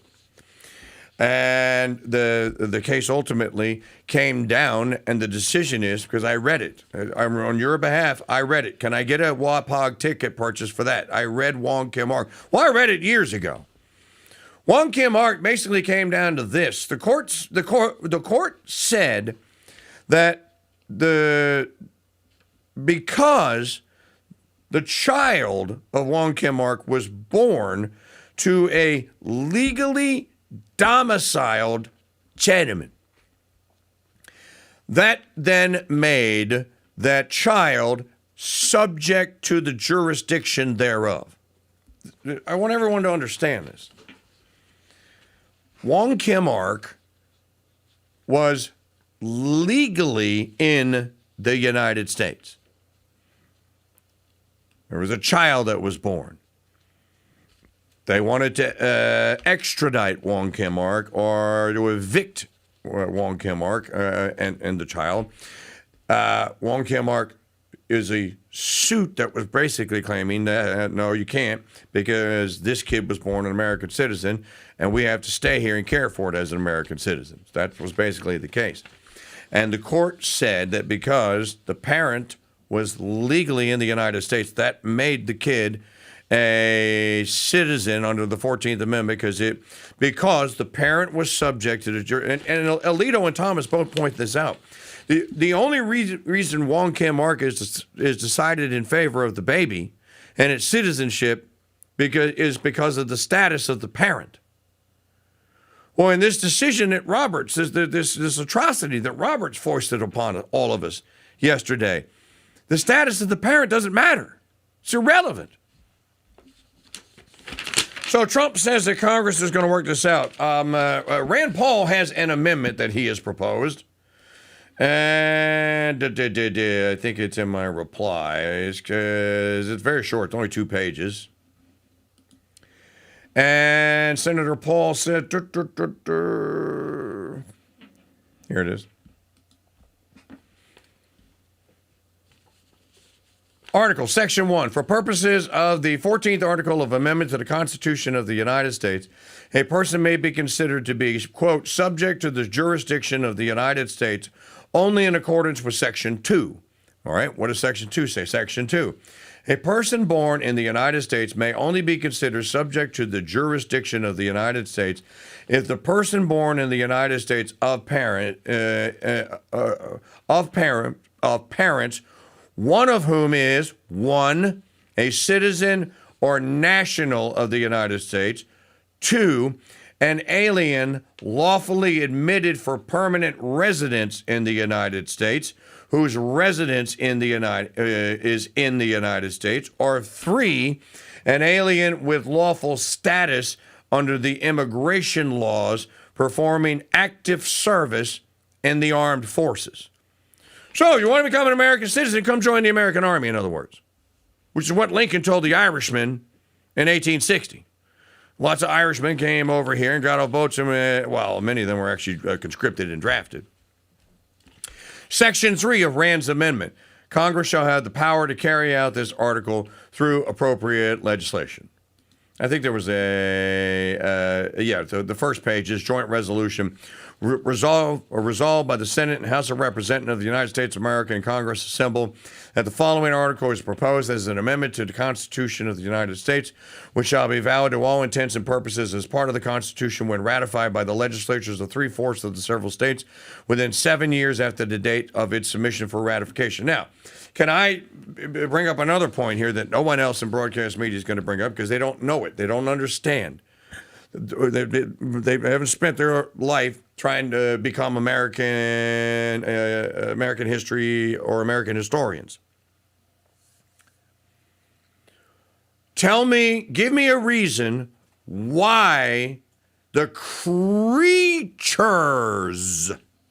the creators of the U.S. Constitution, which brings the Supreme Court into existence. We are the creators. The federal government is the creature. Does everyone understand this? We are the states created the federal government, therefore we created the court. We therefore have the right to amend, or in Jefferson's word, to alter or abolish it. Again, secession is a rightful remedy here. It most certainly is, and I hope to hear people talking about it because it ought to be on the table. Can't get away with what you've just done here. But can I put it to the listening and viewing audience out there? Why, in dude's holy name, would the House and the Senate not send this amendment out for ratification? It's our prerogative. It's not theirs. We sent them there to go represent us as citizens of our states. It's not for them to decide whether or not we want this amendment. It's for us to decide. Does everyone understand this? Congress's only role in this is to say this is the process It's in Article 5 of the Constitution. This is the process. We're going to go through the process, then we're going to send it to the states and see if you can get it ratified. So how many is 3/4 of the states? I think it's 37, right? Check me on that, Maggie. 37. Well, here are the states that aren't going to ratify. Let's tick them off, okay? California, 1. New York, 2. New Jersey, 3. Connecticut, 4. Vermont, 5. Rhode Island, 6. Maine, I don't know. Washington, 8. Oregon, 9. Maybe New Mexico, 10. Wait a minute, I'm counting wrong. 9. Illinois, 10. Hawaii, 11. So there's 11 no votes. They're not going to ratify it. They're going to accept it because they want this. They're Democrat socialists. They're pigs. They're commies. 3/4 would be 38 states. So 38. You got one state to spare and 7 years to get it done. In 7 years, we will have been invaded and it's over. You don't have 7 years. You have 1 year, maybe, to repair this, to fix it. Then the Democrats, should they steal the House of Representatives or the United States Senate, you're never going to get that amendment. Then the only other way to get it is an Article 5 Amendment Convention. Folks, we are in big, big trouble. I want people to understand what the court has done here. Has placed us, basically, we're ringing the dinner bell and saying, come and invade us. Bring us all of your children. All of you should come here and take up residence. And then you can come back with your adults. And then you can form yourselves as armies. And you can kill all the white people you want. Why don't you trust them? Because I don't. Okay, folks, got to get tickets sold. WinAPoundOfGold.com. Please go during the timeout if you haven't gone already. WinAPoundOfGold.com. The Crusade Channel, your talk podcast and Fiorella File station. Fiorella is the literary savage who skips sensitivity training. She is the librarian who reads and reviews books so you don't have to. Hello and welcome to the Fiorella Files. On my show, I will be introducing you to books, classic and contemporary, that you must read, should enjoy reading, or should not touch with an 11-foot barge pole. 10 to 11 a.m. Central, every Monday on the Crusade Channel, our app, and always on CrusadeChannel.com. Live talk and podcast radio. The way it should be. Hi, folks, it's Mike Church, founder of Founding Father Films, asking you to learn the true stories of America's founding by purchasing my movie, The Road to Independence, the movie. The Road to Independence tells the exciting story of the Founding Fathers' struggle to declare independence. Richard Henry Lee rises to be recognized and begins to list what will become known as the Lee Resolutions, the actual first pronouncement of America's independence. Resolved that these united colonies are, and of right ought to be, free and independent states. This animated movie comes complete with collector's booklets, DTS surround sound, and are packed with hours of bonus features. Learn the true stories of America's founding and order Mike Church's The Road to Independence on DVD and CD. Available now at MikeChurch.com/DVD. And by calling 844-527-8723.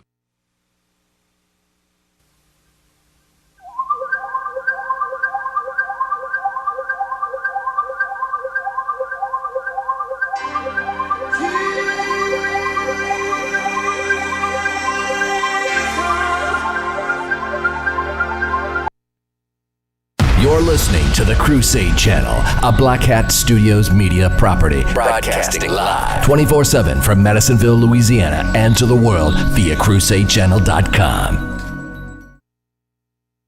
Oh man, June is so boring. I wonder if there's anything on the radio here. On June 8th, the Mike Church Show will launch a broadcast contest unlike any other in history. And you'll see why June 2026 won't be just another June. Crusade Channel News. News you can trust. Because the truth can be trusted. From the Crusade Channel News Desk, here's Janet Huxley. Hello, Crusaders. Welcome to Tuesday, July the 1st, 2025. I'm Janet Huxley, reporting for the Crusade Radio Network News Desk, live from the Dothan Ranch and Farm, south of Kansas City, Missouri. Today's newscast brought to you by Mike Church's Beast and Butt Rub, a rub that's won championships and will help make you a champ in your kitchen or backyard. Check out Mike's recipes and pick up a bottle or 6 today at shop.mikechurch.com. Here's what to listen for this hour. Trump says his big, beautiful bill is moving along nicely. Planned Parenthood defunding provision clears Senate parliamentarian review in GOP budget bill. Rosie O'Donnell spouting off again, this time about the Lauren Sanchez and Jeff Bezos lavish 3-day Italian wedding, and a passenger on the notorious Carnival Triumph poop cruise said the upcoming Netflix documentary fails to capture the true horror of it. One great big beautiful bill is moving along nicely, said the president in a social media post just hours before the Senate on Monday began to take votes on the Republican-crafted measure. The bill, which the president is insisting pass Congress and reach his desk by this Friday, July 4th, is stuffed full of Trump's campaign trail promises and second-term priorities. But many of the nation's surveys indicate Americans are far from thrilled, because opponents push the bill's restructuring of Medicaid as well as cuts to food stamps. A Republican provision to block Medicaid funding to Planned Parenthood for 1 year can remain in the Trump-endorsed Big Beautiful Act without jeopardizing its passage through a party-line budget reconciliation process. The provision, revised in late June to limit the defunding to 1 year instead of 10, prohibits Medicaid funding from going to clinics and providers that offer abortion services. Rosie O'Donnell is sharing her 2 cents when it comes to Lauren Sanchez and Jeff Bezos' lavish 3-day Italian wedding. On Monday, she took to Instagram and shared side-by-side photos of Sanchez with then and now printed at the bottom. The Bezos wedding. It turned to my stomach seeing all these billionaires gathering in the gross excess of it all, the show of it. Is Oprah friends with Jeff Bezos? Really? How is that possible? He treats his employees with disdain. By any metric, he is not a nice man, O'Donnell's caption said. Our quote of the day, the faith given to me in baptism suggests to me, surely, by yourself you will do nothing, but if you have God as the center of all your action, then you will reach the goal. The Blessed Pierre Giorgio. And coming up, our saint of the day. You're listening to Crusade Radio Network News. Membership has its privileges. American Express was right back in the 1970s. Membership has its privileges, and no membership privilege is greater to a Red, White, and Dude Nation listener than membership in the elite membership club that is the Dude Number. Here's Lee to tell you how to get yours. That's right, King Dude. Membership does have its privileges. And when it comes to the Dude Number, applying for membership has never been easier. Just head to mikechurch.com/dude to start the membership process. Your unique and one-of-a-kind membership and all the privileges that come with it awaits you. As a member, you'll enjoy private chat groups, VIP privileges to all Mike Church show events, early access to new Dude-geared store items, and of course, your unique Dude Number. Dude 1210 reporting all quiet on the Eastern Front. This is Mike's favorite punching bag, Dude number 13. Hi, this is Steve. My Dude number is 2112. Dude number 2004, proud member of the Red, White, and Dude Nation reporting for duty. Become a part of something bigger than any talk show there is and apply for your Dude Number today at mikechurch.com/dude. Membership has its privileges. Our saint of the day is Saint Junipero Serra. In 1776, when the American Revolution was beginning in the East, another part of the future United States was being born in California. That year, a gray-robed Franciscan founded Mission San Juan Capistrano, now famous for its annually returning swallows. He was born on Spain's island of Majorca and entered the Franciscan order, taking the name of St. Francis's childlike companion, Brother Juniper. Until he was 35, he spent most of his time in the classroom, first as a student of theology and then a professor, who became famous for his preaching. But then he suddenly gave it all up and followed the yearning that had begun years before when he heard about the missionary work of St. Francis Solano in South America.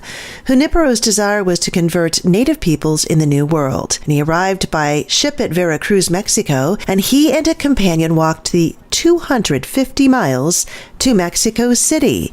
The threat of a Russian invasion south from Alaska had Charles III of Spain ordering an expedition to beat Russia to the territory. So the last two conquistadors, one military and one spiritual, began the quest. Jose de Galvez persuaded Junipero to set out with him for present-day Monterey in California.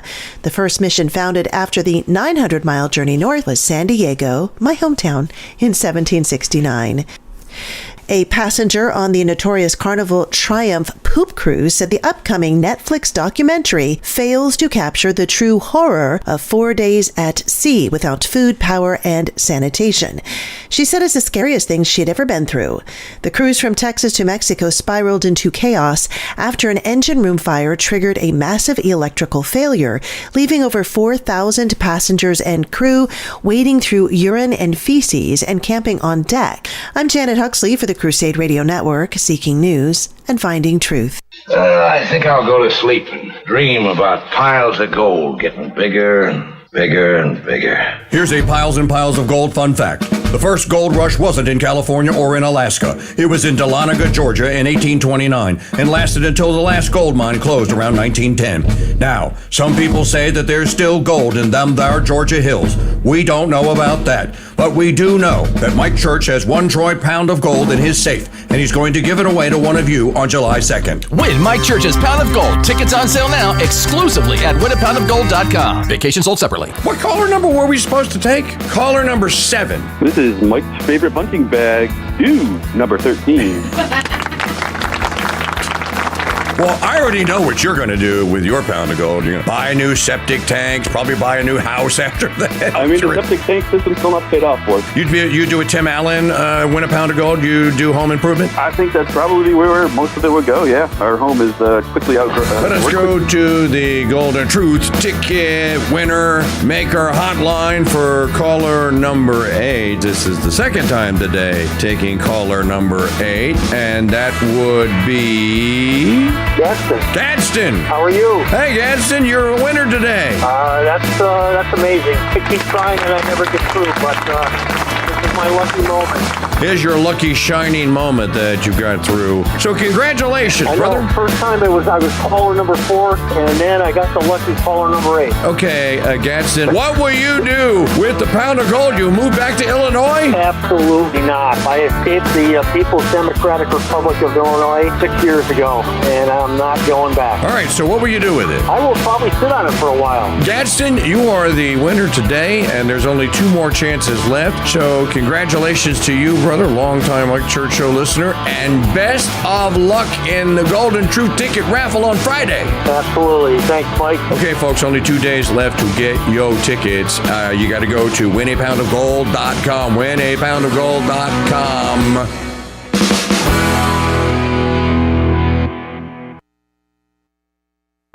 Hey, Mick. Yesterday's show wasn't enough. It's time to crack open another can of Mike Church Show whooping. This guy just don't want to win, you know. He wants to bury you. He wants to humiliate you. He wants to prove to the whole world that it was nothing but some kind of a freak the first time out. Hey, freaks don't hear the rocky music before they leave satellite radio. How about a Fresca? The Mike Church Show. Weekday mornings on the Crusade Channel. King-sized truth. From radio-sized speakers.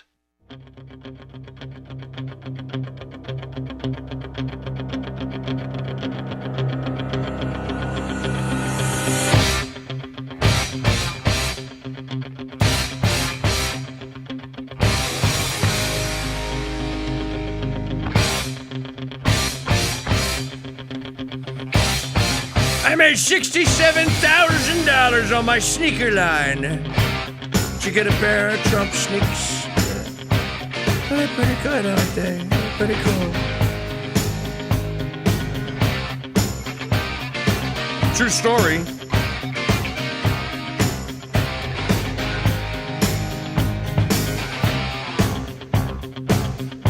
Hit a Rocky music. I had a tiger, Rock. I had a tiger. The radio equivalent of the last blockbuster movie rental store, the Mike Church Show, stands in defiance of the demonic world of digital streaming, boredom, and podcasts. Well,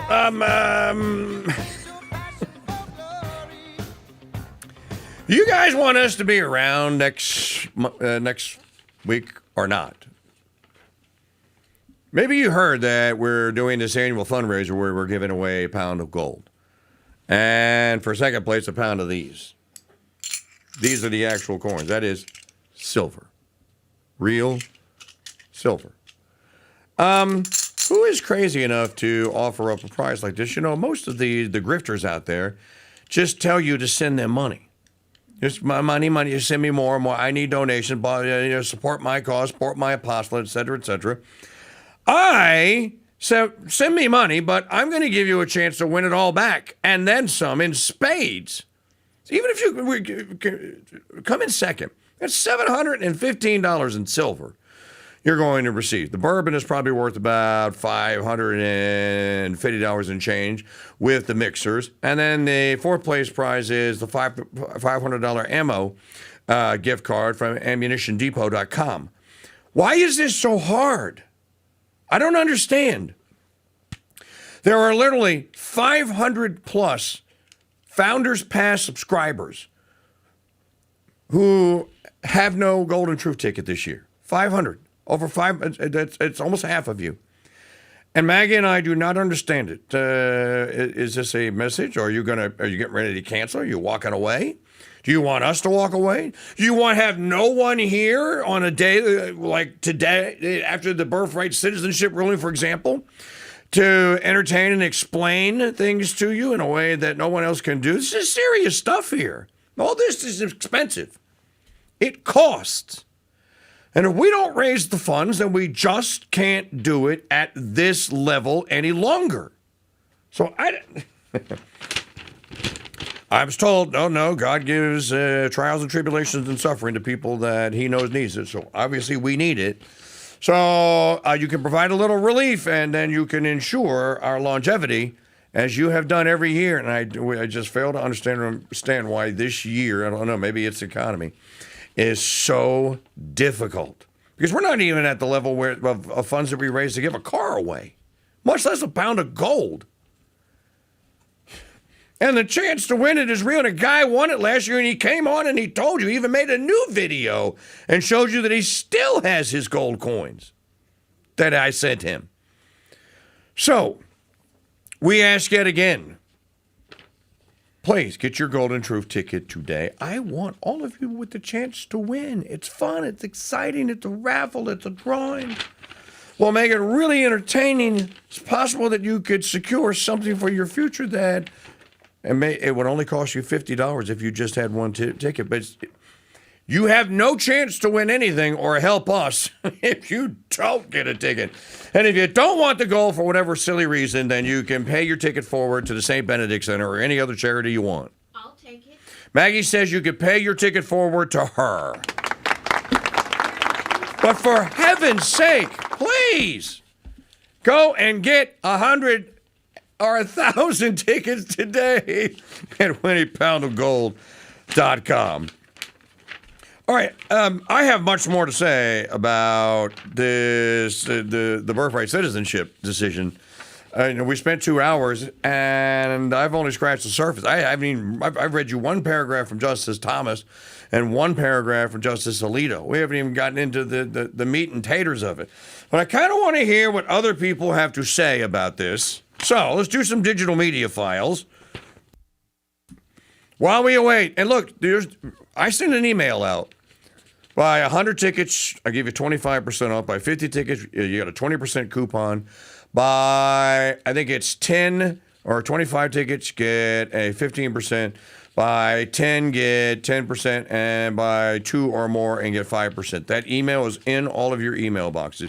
If you need or want a discount, you feel like, I have to get a deal, King Dude, I send it to you. It's in your email box. Search your spam for me.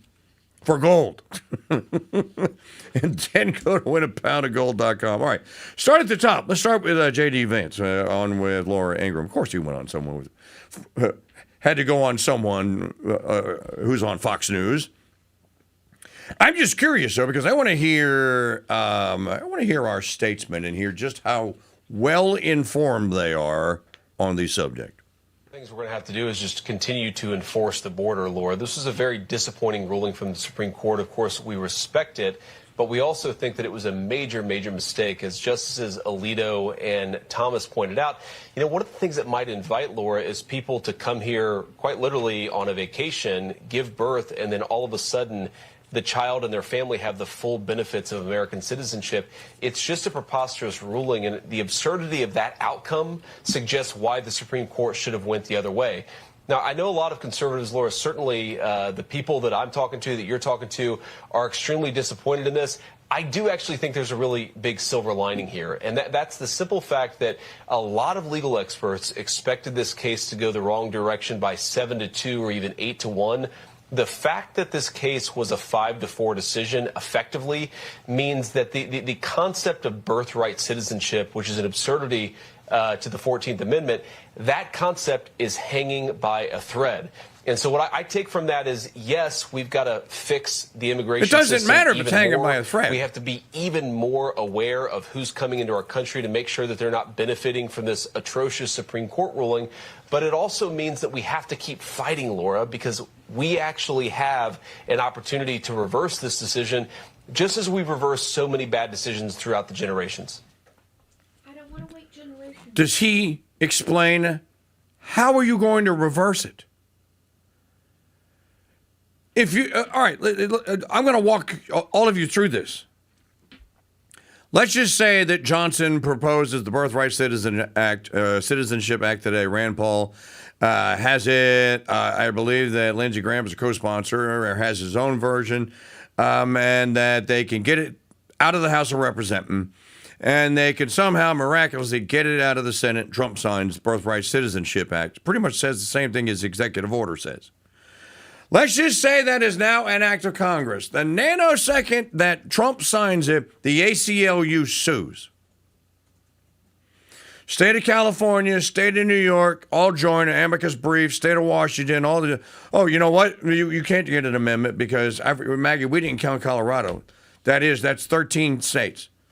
13 states are not going to ratify an amendment. So you're not going to get a birthright citizenship amendment as much as I want to congratulate Rand Paul or whoever would get it out of the Senate and the House and to the states for ratification. There are 13 states that are not going to ratify. Now, you tell me, what are the other 36 states supposed to do? So a near supermajority, one vote short of 3/4 of the states are going to ratify that amendment, but it's not going to be ratified unless there is a new union and then that amendment is enforceable under a new constitution or a new agreement or a new system of regional governments or regional unions. That's the only way.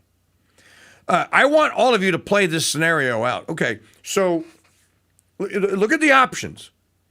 Congress passes an act, Trump signs it, the ACLU sues. Roberts is not going to undo his own decision. So they're going to go to court. Ultimately, it's going to wind up back at the SCOTUS.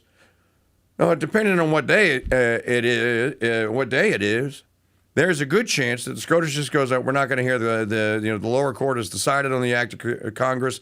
It's basically nullified, and said that it's null and void and that it's unconstitutional, and we're not going to hear the case to reverse it. That's one outcome. Second outcome, say it goes to Justice Alito, and he goes, okay, we will hear the case.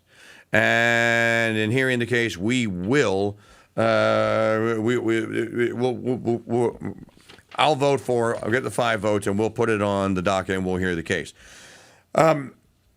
Does Roberts cross himself, is the question, and vote in that case to uphold the act of Congress and say that it is constitutional, nullifying his previous decision in Trump versus Barbara?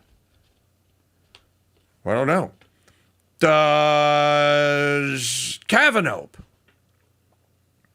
side with the other 4 and go, okay, no, I'm all down. And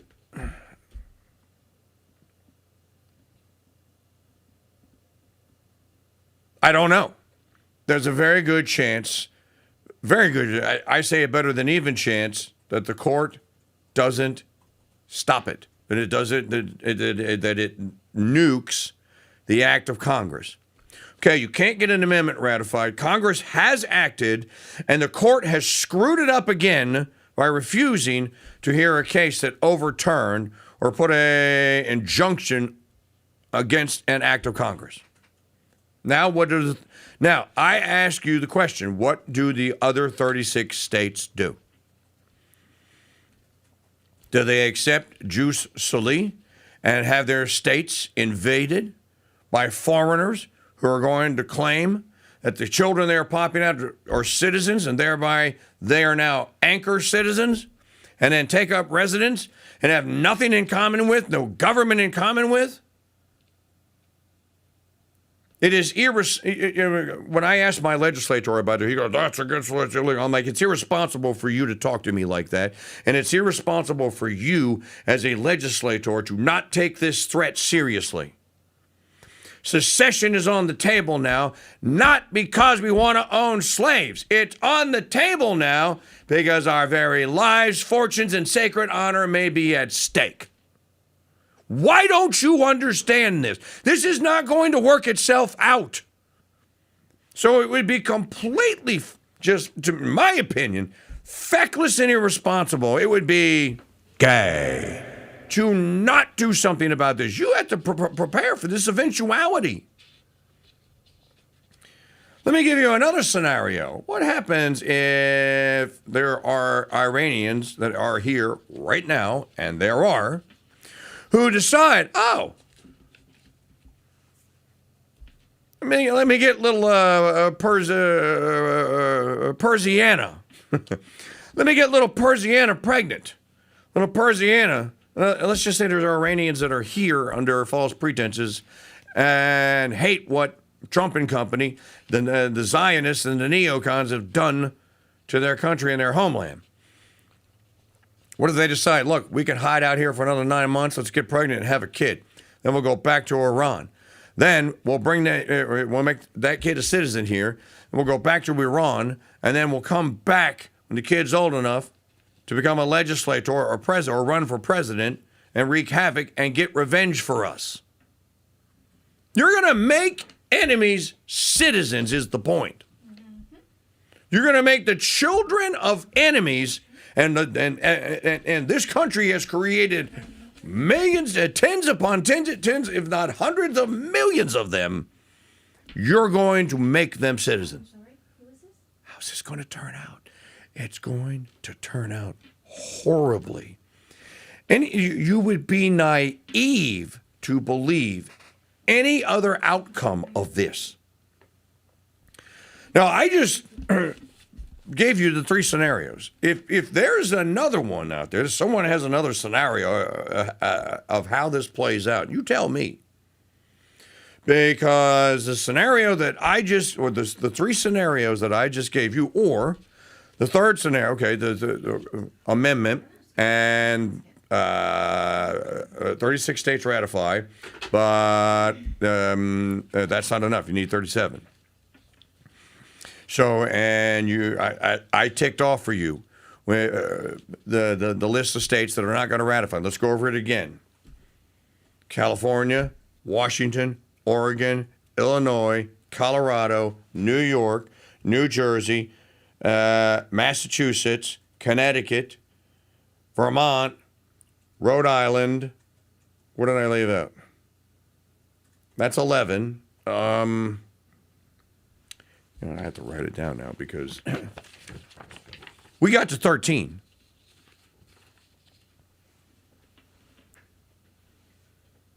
I don't have a pen. Where are all the pens? There used to be 1,000 million billion pens on this desk, and there's not a single one. Hold on, darn it. All right. California, Oregon, Washington, Illinois, Colorado, Massachusetts, New Jersey, New York, Connecticut, Rhode Island. What did I leave out? I know there's a New England state in here that I'm leaving out. Vermont. 1, 2, 3, 4, 5, 6, 7, 8, 9, 10. That's 11. I know that there were 12. California, Oregon, Washington, Illinois, Colorado, Massachusetts, New Jersey, New York, Connecticut, Rhode Island, Vermont. I got New Jersey. Michigan, Minnesota? Michigan and Minnesota are toss-ups. I'm talking about the old blue wall. Virginia, maybe. Virginia's controlled by Democrats. You could put Virginia on there. Right now, it wouldn't get ratified in Virginia. So that's 12. That's 12. And now you're at 30. And now you're at 38. 12. Oh, wait. I forgot Hawaii. Hawaii. Did you say Maryland? And I did not say Maryland. Okay, now we're at 15. So there's your list. So explain to me how a constitutional amendment is going to fix this when you can't get it ratified. That's the scenario. The other scenario is an act of Congress. Trump signs it. It goes back to the Supreme Court. They either A, refuse to hear it. Now 2 scenarios are done.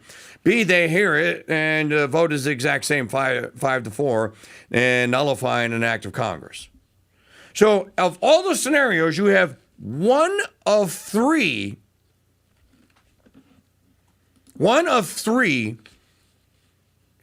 where we are victorious. Are you willing to take that? The only scenario that we're victorious in is act of Congress, ACLU, Birthright Citizenship Act, ACLU sues, goes to SCOTUS, SCOTUS undoes the damage they did yesterday. That's one of 3 possible scenarios. In the other 2, we all lose. Is darn near 3/4 of the United States willing to take that chance? That's basically what it comes down to. Here, I'm going to play Crowder for a minute. Or Charlie Kirk, prove me wrong. Prove me wrong. Robert Sprague. How's it going, Mike? On the Mike Church Show. How you, buddy? Well, I am concerned a bit. But you're moving to the Philippines, so you have a solution. I've got other issues to deal with, yeah. Like China. China. But actually, I had another scenario that might actually work. Give it to me. Yeah, all right. Well, how about this?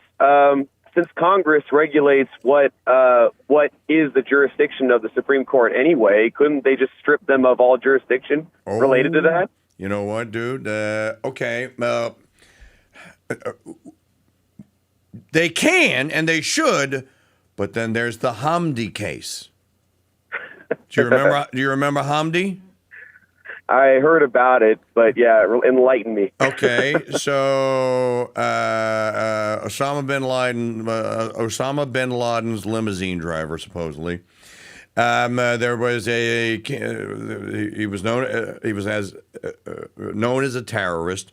He gets arrested, and his case is going to go to a trial. And the lower courts are saying you can't do this to him because I forget what the exclusion was. And the Congress under Tom DeLay actually uses their Article 1, Section 8, and Article 3, Section 3 power and says you can't hear any case arising under the terrorism statutes to change the will of Congress, basically, and tells them that they don't have standing, they can't hear the case. Well, they hear the case anyway, a lower court, and they find for Hamdi. And then the SCOTUS gets it. All right, Robert, hang on. I'll explain the rest when we come back. We don't know why Trump started a war with Iran, made deals with Roundup, and got Thomas Massey canceled. But we do know there's a pound of gold in Mike Church's studio, and all you have to do to win it is listen for the golden sound of the day. Weekday mornings at 6 a.m. on The Mike Church Show at MikeChurchShow.com and on YouTube at Real King Dude. Hello, Crusaders. I'm Janet Huxley at the Crusade Radio Network News Desk with your Crusade Crucials for July the 1st, 2025. Today's report brought to you by Mike Church's Beast and Butt Rub, a rub that's won championships and will help make you a champ in your kitchen or backyard. Check out Mike's recipes and pick up a bottle or 6 today at shop.mikechurch.com. In the market report, the Dow closed up 0.63% at last close. The S&P was up 0.52%. NASDAQ was up 0.47%. In National Day calendar news today is National Postal Worker Day. Besides severe weather, dealing with unusual packages is also part of the job. In 1913, the Postal Service started delivering packages up to a maximum of 11 pounds. The most surprising package to arrive for delivery was a small child. Barely under the weight limit, James Beagle was mailed for a cost of 15 cents. It's also National U.S. Postage Stamp Day and Creative Ice Cream Flavors Day. It's National Ginger Snap Day. Our quote of the day, "The faith given to me in baptism suggests to me surely, by yourself you will do nothing, but if you have God as the center of all your action, then you will reach the goal." The Blessed Pier Giorgio. Our saint of the day is Saint Junipero Serra, and this month of July is dedicated to the most precious blood of Jesus. You're listening to Crusade Radio Network News. Hi, folks, it's Mike Church, founder of Founding Father Films, asking you to learn the true stories of America's founding by purchasing my movie, The Spirit of 76. The Spirit of 76 details the true story of the writing and ratifying of the U.S. Constitution. And here I would make this inquiry of those worthy characters who composed a part of the late Federal Convention. Sir, give me leave to demand, what right had they to say, "We the people"? Who authorized them? This animated movie comes complete with collector's booklets, DTS surround sound, and is packed with hours of bonus features. Learn the true stories of America's founding and order Mike Church's The Spirit of 76 on a 2 DVD or 3 CD set. Available now at mikechurch.com/DVD and by calling 844-527-8723. This is a pixel. I'm Groot. Now, if you put a couple of million of these guys together, you can make a sentence on an LED screen. Put a couple of billion of them together, and you can make a whole page. Put 360 billion of them, and you got Chesterton's book, Orthodoxy. But it doesn't smell like a book, and it burns teeny little holes in your cornea. So is the pixel really your friend? I'm Groot. No, but the Founders Trading Post is your friend, and we have actual books with actual smelly pages. Plus, our little bookstore has everything you'd expect. I'm Groot. Yes, Groot, to the gourmet coffee, but no to the One Tree Hill sappy guitar music. Pick up a copy of G.K. Chesterton's Orthodoxy, plus many other Chesterton titles at shop.mikechurch.com. I think I'll go to sleep and dream about piles of gold getting bigger and bigger and bigger. Here's a piles and piles of gold fun fact. When the Trump administration began, an ounce of gold cost $2,750. At the 17-month mark, with his Iran war and MAGA inflation, it's at $4,500. Now, we don't know where the $1,750 price difference went, but we do know that Mike Church has 1 troy pound of gold in his safe, and that he's going to give it away on July 2nd. And even if you're a neocon in MAGA clothing, you can still win it. Win Mike Church's Pound of Gold. Tickets on sale now exclusively at winapoundofgold.com. Reposting Laura Loomer lies forgiven. Pardons sold separately.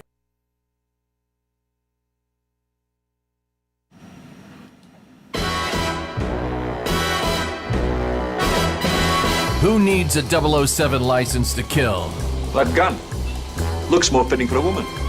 You know much about guns, Mr. Bond? When you've got a license to kill. Heresy. No, I know little about women.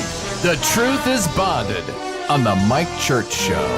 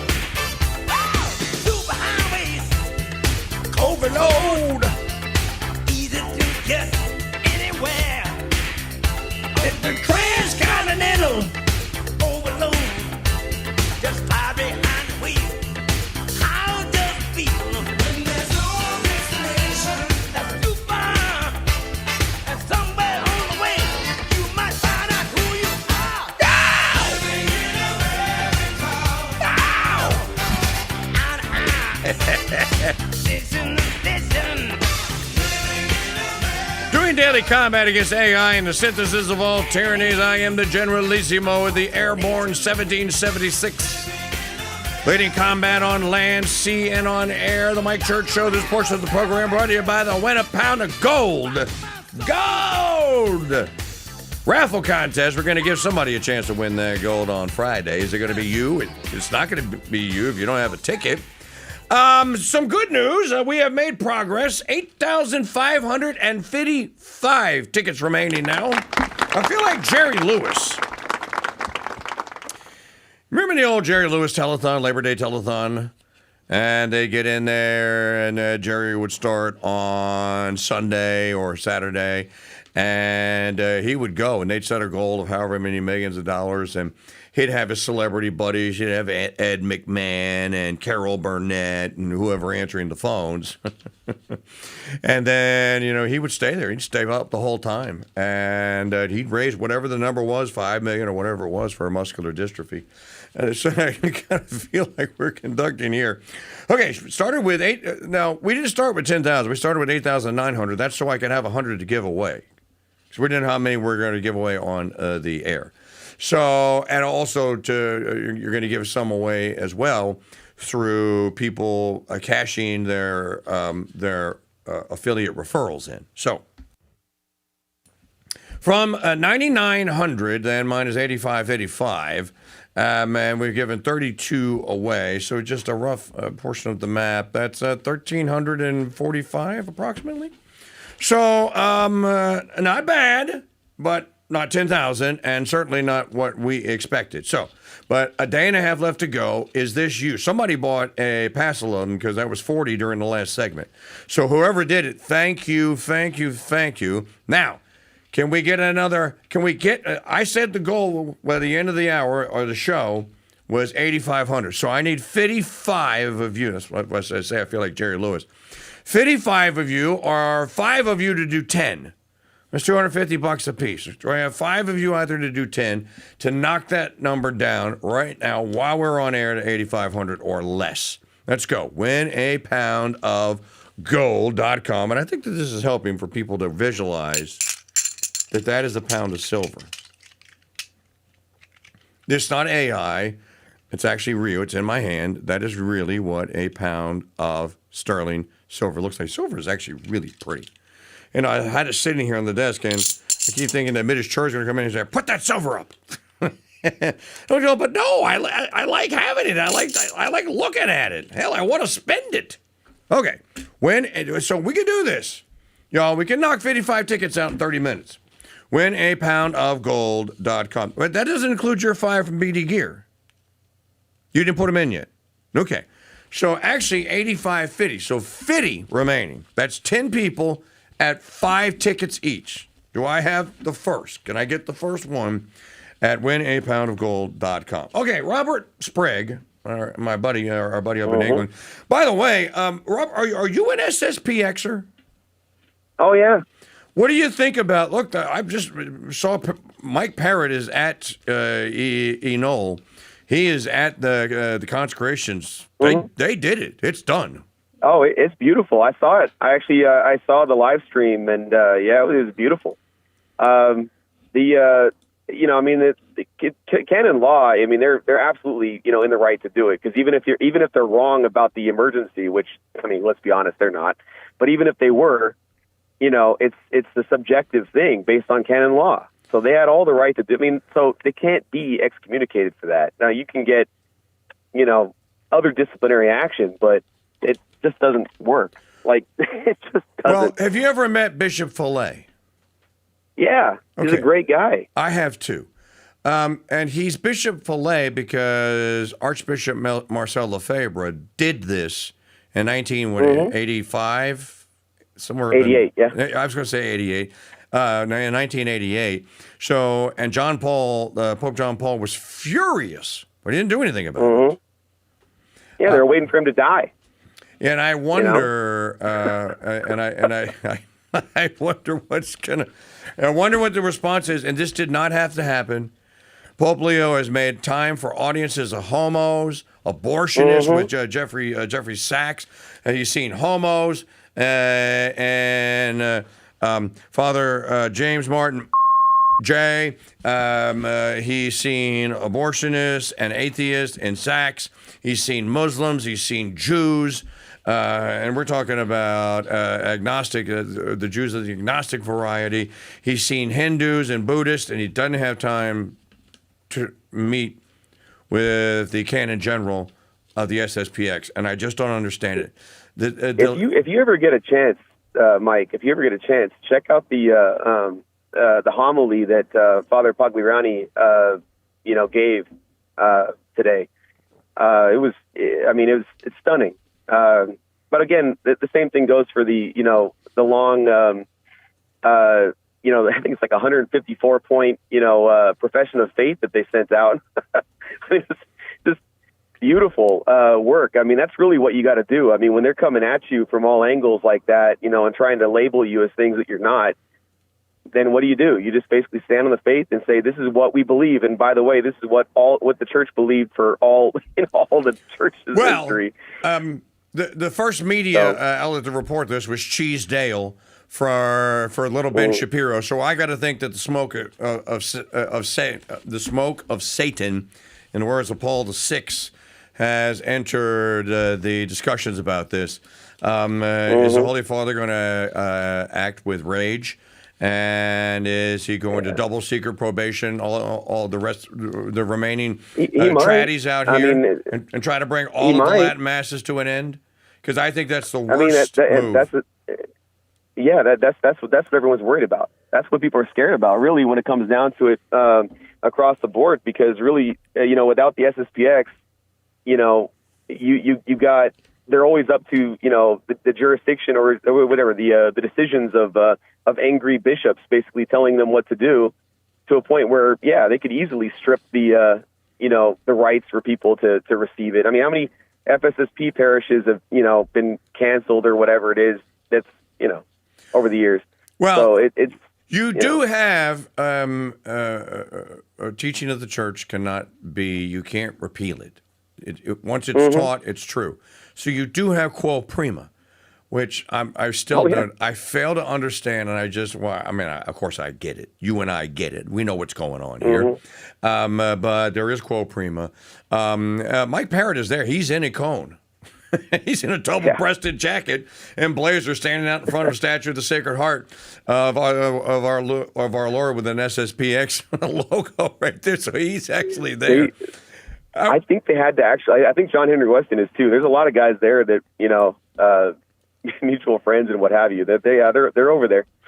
Okay, so somebody is going to say, "What do you think about? Are you schismaticing us? All of us tradies assessment?" No, not at all. As a matter of fact, the exact opposite. They keep on. They pray for the Pope in the Mass. As I have said, I've attended masses that have been celebrated by SSPX priests. I went to a wedding this year for a friend of mine whose daughter got married in SSPX Chapel here. As I said, I went to the Angelus Conference in 2019. I actually met Bishop Fillet. I actually got to kiss the ring. I am not a schism hurler. I think it's lamentable and regrettable that this has happened, but and that's all I have to say. It's not for me to decide. Yeah. Not for me to decide. No, and that's the thing. I'm actually, I don't have any ill will against any. I mean, even the Sedevacantists and people like that. Really, when it comes down to it, there's just too much confusion in the church for anyone to really definitively say anything on the subject. So you just have to go with your conscience on it, and that's it. Well, let me. I mean, God will decide. No, it's Christ's church, and He's in charge, and He knows what He's doing. Mm-hmm. And he survived the Borgia probes. The church survived the Borgia probes. Yeah. Well, to be fair, they were probably less of a problem than the ones today. Well, maybe true. And the church also survived Napoleon and the imprisonment of a Holy Father. So it survived the Avignon papacies. or the so-called Yeah. Avignon papacies. So it has survived many controversies. The church survived the schism of 1215 or 1214 as well, over the filioque, and even that was debatable too. And we call our Eastern Orthodox brothers, we call them EO bros. Well, isn't it, if I'm not mistaken, I think the Pope that was the Pope at the time, Pope St. Leo IX, he died before the envoy was sent, if I'm not mistaken, and it was the cardinal or whoever was over there that made the decision on his own to engage in the way they did. So really, the excommunication on either side really was kind of null and void and never really, it's just this weird thing that happened. So arguably, it wasn't even really a thing, and then they kind of blew it out of proportion. And you know what I find interesting about your and my little conversation here is what Chesterton said. We're not going to talk about religion and politics. What else is there to talk about? Conversations about Catholicism, and especially about what's going on in the church and what has gone on in the church, are always just like exciting to me. And there's never a shortage of subject matter. And what Protestants don't understand, what evangelicals and Protestants don't understand, is this vast, rich, beautiful history, and some of it not so beautiful and sordid history of the Catholic Church and of Catholicism that you're missing out on. Yeah. And they go, I don't need it. I just got my Bible. Well, you wouldn't have that Bible if it weren't for us. So, and I'm not knocking you. I'm praying for your conversion to the one true holy and Catholic and apostolic faith. All right, I have your answer. There you go. Okay, yeah. I can answer your question. It wasn't the Hamdi. Now, Hamdi was a result of it. It was the Klein decision. So Klein questioned whether or not Congress had unlimited Article 3 power over the courts.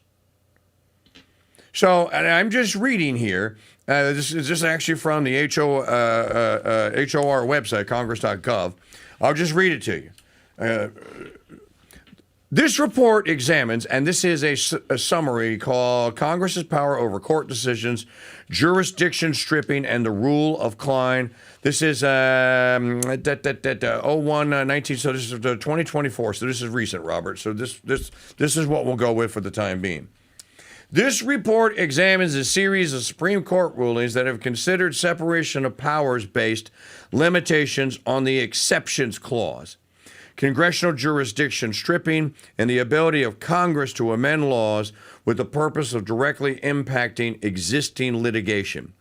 The court's jurisprudence in this area largely begins with the Reconstruction-era case United States versus Klein, in which the Supreme Court held that Congress may not, by limiting appellate jurisdiction, dictate a rule of decision that undermines the independence of the judiciary. In a related 1995 case, Plout versus Spendthrift Farm, the court held that Article 3 prohibits Congress from enacting legislation requiring courts to reopen final judgments. Cases since Klein have limited the reach of that decision. However, the case remains good law, and Klein and its progeny provide some useful guideposts for Congress in fashioning jurisdiction-stripping legislation and measures that target pending litigation. Cases interpreting Klein have held that Congress cannot impede the judiciary's power to decide cases independently, for example, by telling a court how it should rule in a specific case or how to apply an existing law to the facts in a given case. Within those boundaries, Congress has some ability to influence how the judiciary resolves lawsuits without violating the separation of powers. Congress can do this by regulating federal courts' jurisdiction. There's your question. Or by enacting substantive statutes that the judiciary must apply to resolve a legal dispute. For instance, it does not offend separation of powers limitations for Congress to create or amend a law that retroactively applies to lawsuits that began before the new law was enacted. such new laws. So, and then there's more on this. Additionally, it appears legislation can be designed in a manner that ensures victory for a particular party, so long as the reviewing court may still independently apply the new law to the facts. So, you're talking about exceptions and regulations to appellate jurisdiction is what you're basically talking about. And Congress does have some power there. Now, ironically, what if Congress does this and says you can't hear any cases over the citizenship acts that are passed by this legislature, by this Congress? Okay, you don't have any power over determining a citizenship. Congress has the sole power of determining a citizenship, and there's a historical claim to that too, because Citizenship Act, Naturalization Act of 1791, Naturalization Act 1795, Naturalization Act 1812, Naturalization Act 1878, or whatever the other one was. So there's a long history of Congress acting to define naturalization. Can they say that the court does not have an appellate power over their power of naturalization and definition of it? I think that they can. Now, will they do it? And ironically, what would happen? There would be an appeal. Well, there would be an appeal to the Article 3 judiciary. Is what would happen. Does it ultimately wind up for the Supreme Court to decide what its powers are? I think that's ridiculous. So you're right. There is a fourth option then, or also in the act of passing the Birthright Citizenship Act, they can just put in the act, they just add a clause saying that the appellate process does not apply to this, that Congress has the sole power of determining the definition of naturalization. But they could just include it in the act. So you're right.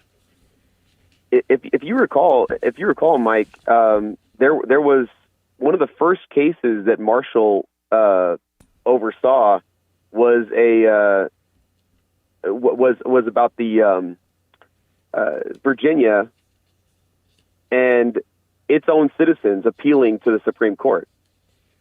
Remember, they passed a law, they passed it basically saying that no. The Supreme Court, right. Yeah.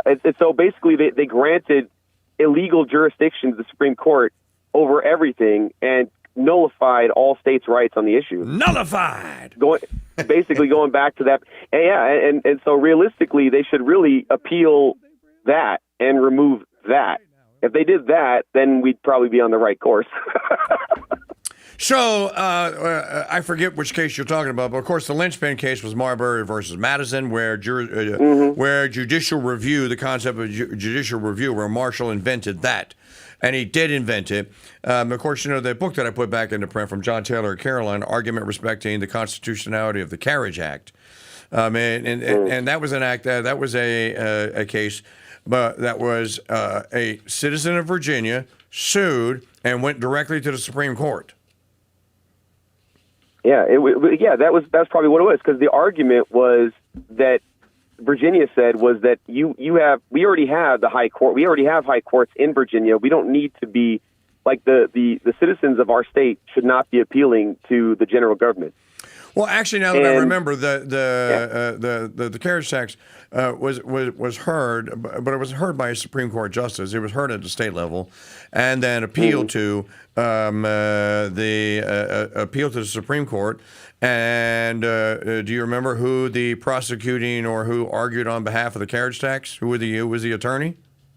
Oh, jeez, no. It was Hamilton. Was it Hamilton? It was Hamilton. Hamilton. I knew I didn't like that guy. That's one of the reasons why people hate Hamilton. He was in on the first tax act.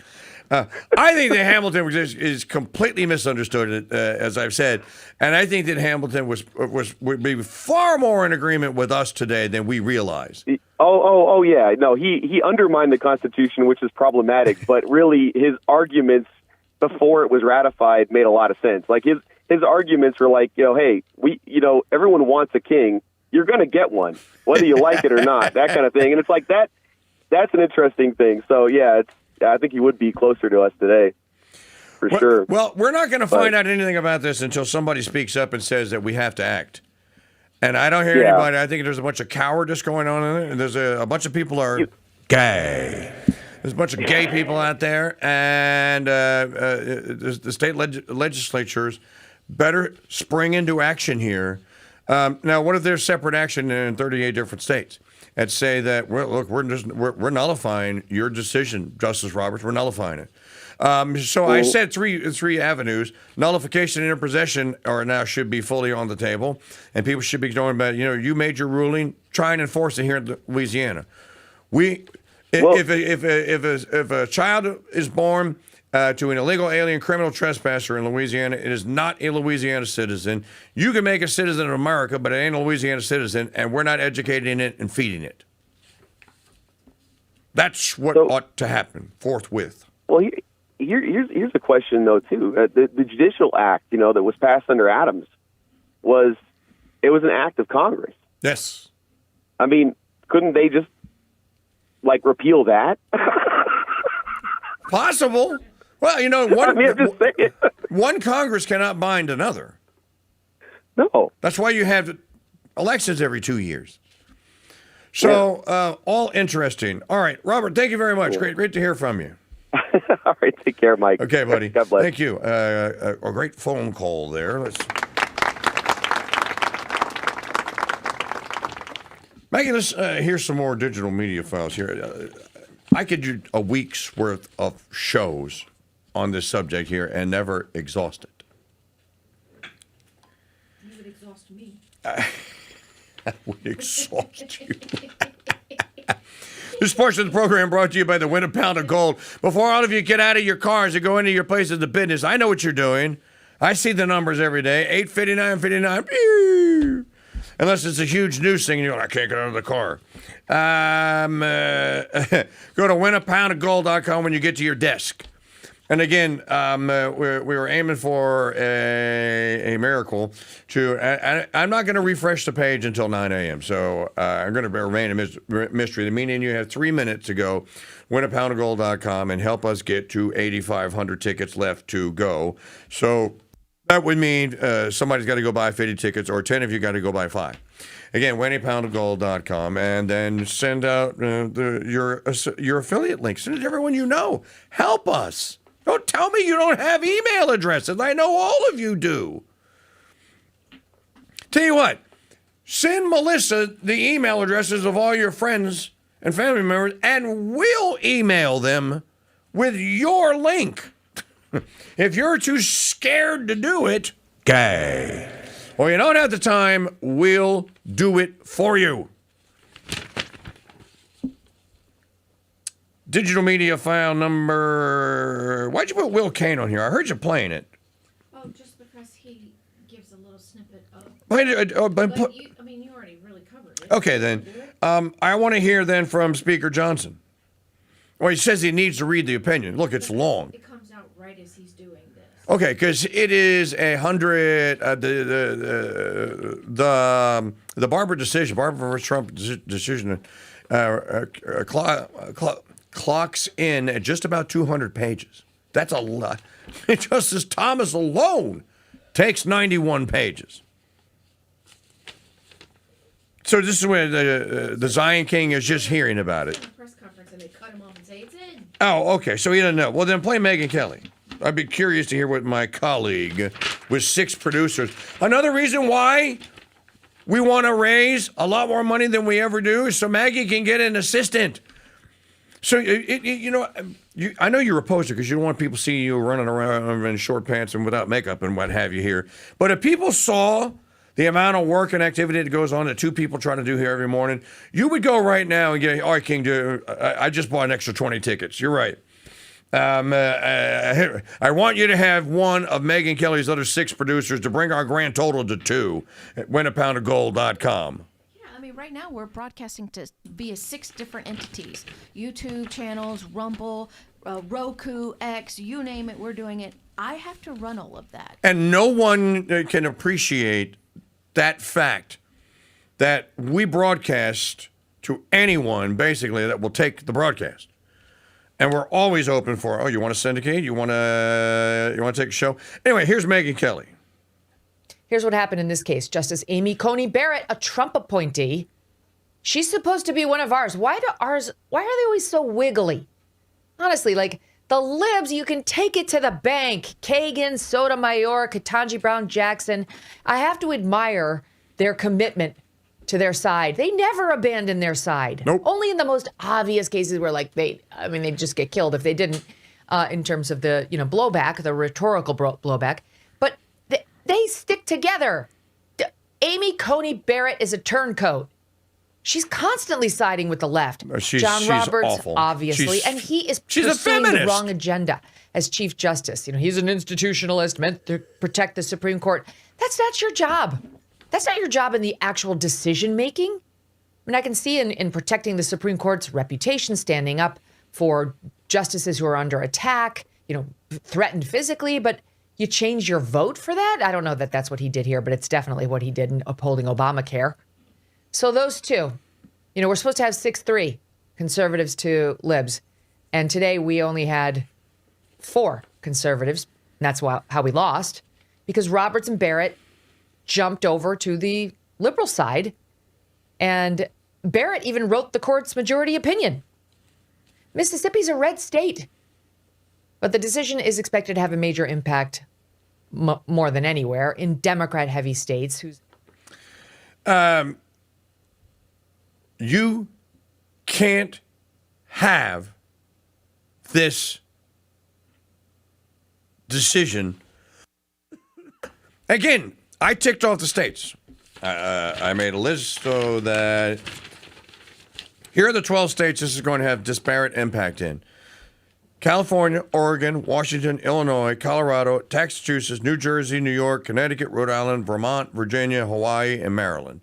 You know what, though? Delaware in there. That's another one, Maggie, that wouldn't ratify. That's Delaware. That's so that's 1, 2, 3, 4, 5, 6, 7, 8, 9, 10, 11, 12, 13, 14, 15. That's 15 no votes on an amendment. You're not going to get an amendment ratified. It's not going to happen. And because of this right here, barring some divine intervention. So then what are your options? Then your option is this Birthright Citizenship Act, which you could get out of Congress and Trump could sign it.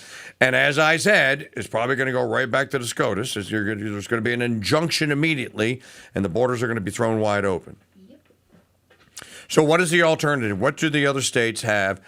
This means that you can be invaded if you're Louisiana from your west by Texans through Interstate 10 or Interstate 20, crossing the Sabine River. From the north by Arkansas, from the east by Mississippians. So my state can be invaded because you're illegal alien criminal trespassers that have been anchored there now by supposedly newly made American citizens who are from a foreign land that have nothing in common with, and they can invade my state from the east, from the west, and from the north. Let's say you live in Kansas. You can be invaded from the north, the south, the east, and the west, from all 4 corners. So no state is safe from this. Unless your state acts immediately and says, no, it's not going to be the law of the land. We'll not obey it. It would be very, who always leads in these questions is South Carolina.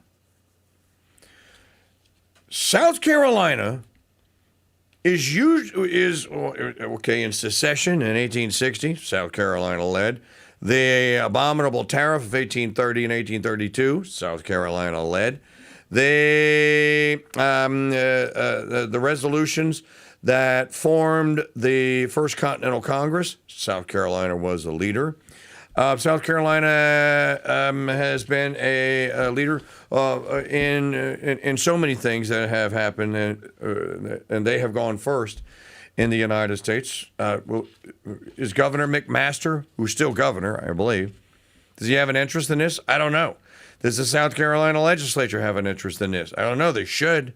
Do the people of South Carolina have an interest in this? You bet you better believe it that they do. What else do we have here? And I have some pieces on this. This is from the Rutherford Institute. This is John and Nisha Whitehead, or libertarians. Empire at 250. Can the principles of 1776 survive the American police state? Well, you know, if you go back to my discussion last week from Eric Moyer, who says that Catholics should be thinking about, I wonder what Eric Moyer has to say about this now. America's original sin, the 1787 coup, cult of consent, and inversion of logos. Why contempt for law is American tradition, and President Donald Trump only reveals it. And he goes all the way back to the forgotten framework, the Articles of Confederation as America's lawful bedrock. So I'm wondering, John and Nisha Whitehead say this is a year of strange anniversaries. 250 years ago, a band of revolutionaries declared their independence from a king. America's founders rejected concentrated power. They denounced standing armies. They distrusted government secrecy. Blah, blah, blah. 25 years ago, after the attacks of September 11, 2001, America embarked on a very different journey. The federal government claimed extraordinary emergency powers. True story. Surveillance expanded. Wars multiplied. Executive authority grew. Constitutional safeguards were weakened in the name of security.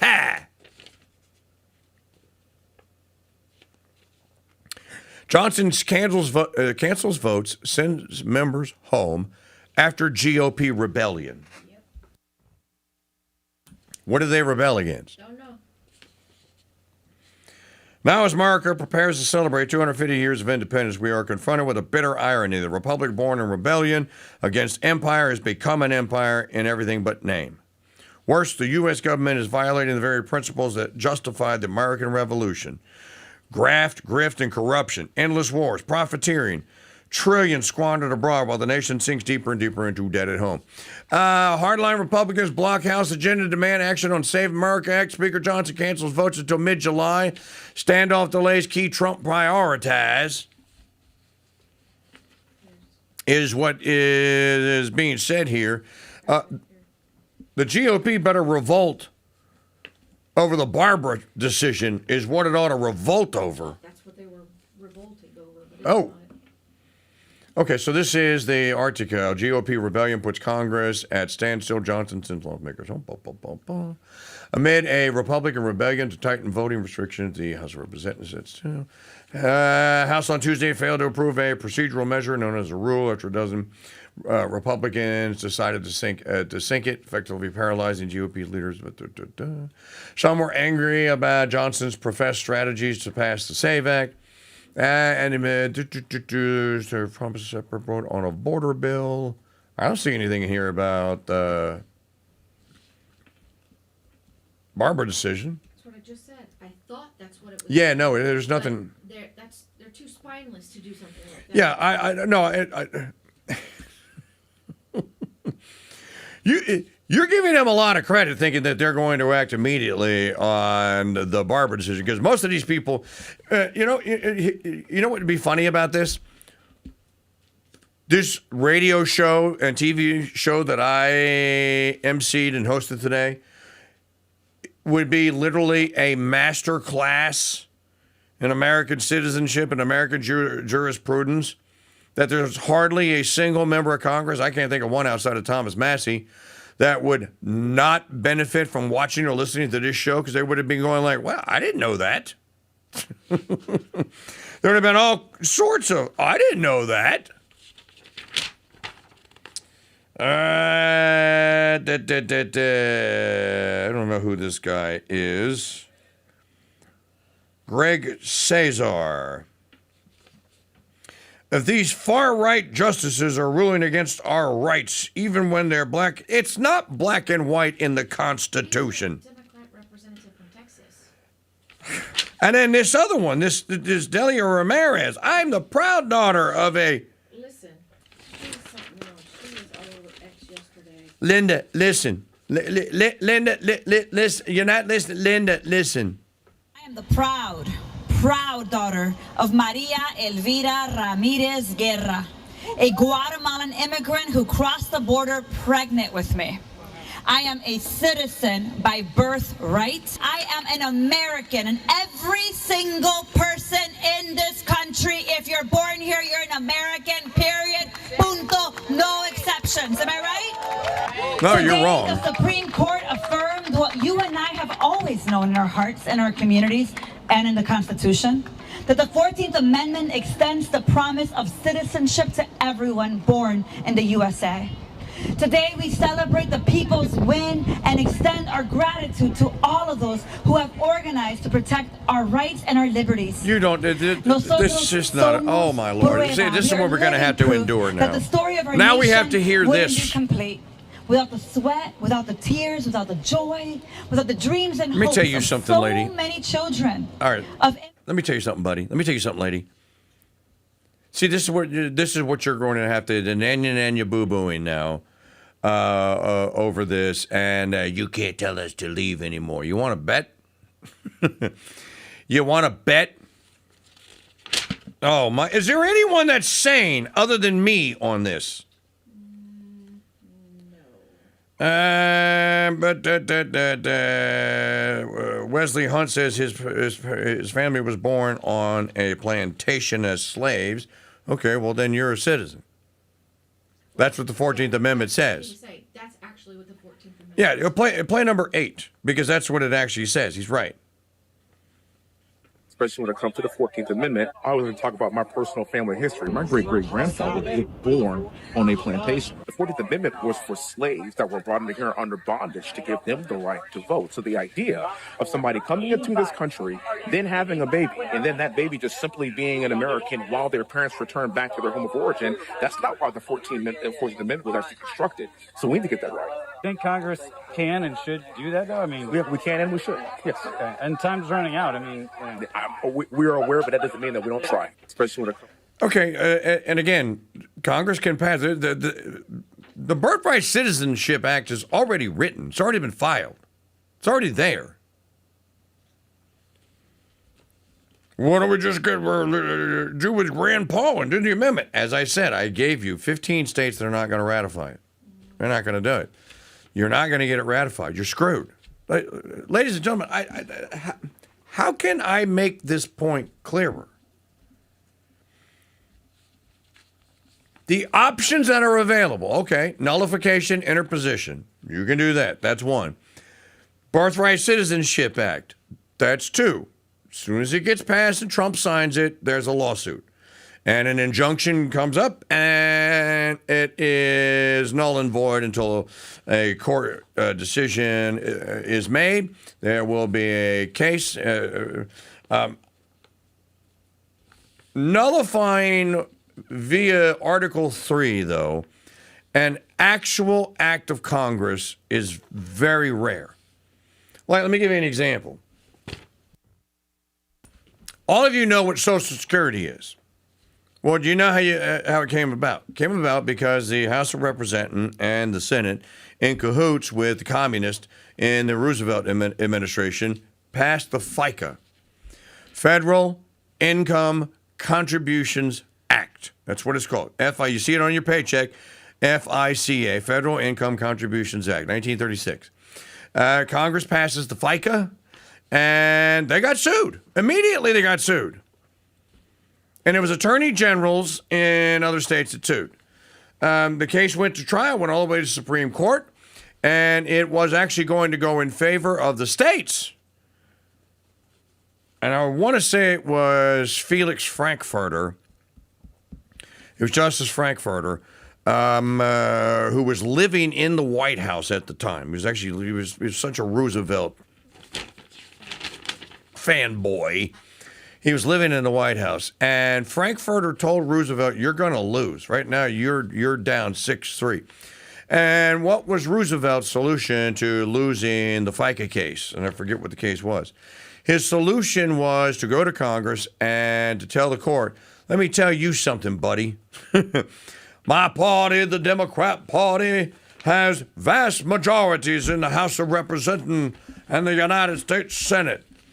We will pass an act in the Senate and in the House that will expand the court to 15 justices." He actually threatened this. It was called court packing. and the Court Packing Act. And he got one of his buddies in the House to introduce. He said, we're going to expand the Supreme Court to 15 justices, which Congress could do if it wanted to do it. I get to appoint the 6 new ones, and they're all going to vote against you and the FICA. And I'm going to be victorious. That's what he said. That's what he threatened to do. And Frankfurter took that news back to the Chief Justice at the time, who was not Oliver Wendell Holmes. Who was? I'm trying to remember. And told him, you're going to, look, he's serious, and so is the House of Representatives. And they switched their votes. And they voted to uphold the FICA Act. True story. That's another story, by the way, that is in Amity Shlaes' book, The Forgotten Man. So that's how that could go down. I just think leaving it in the hands of the federales is just stupid. And we should grow up and put our boxer shorts on and be big men and big women and say, look, if we got to get into politics, then that's what we have to do, and bring this madness to an end.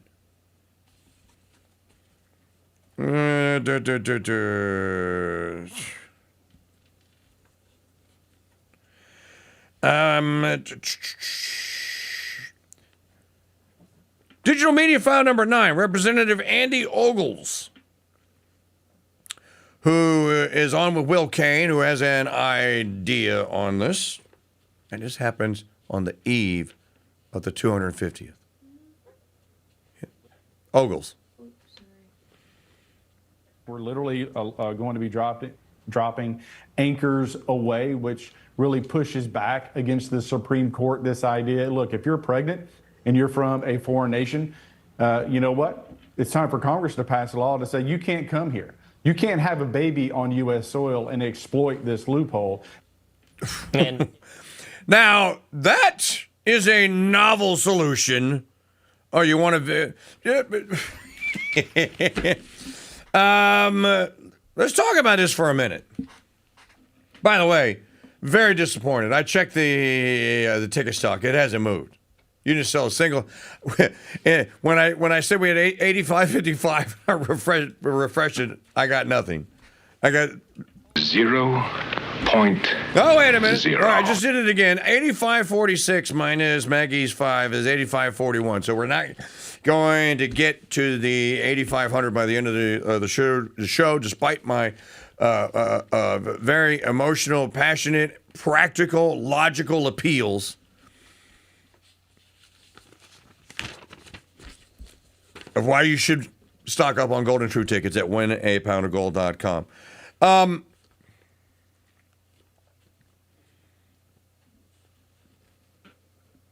So,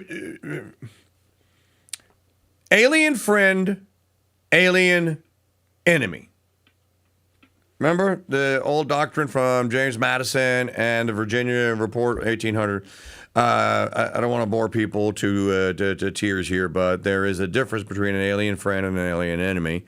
And states have the right to, or had the right to determine what an alien friend is. Now, I think that they still do.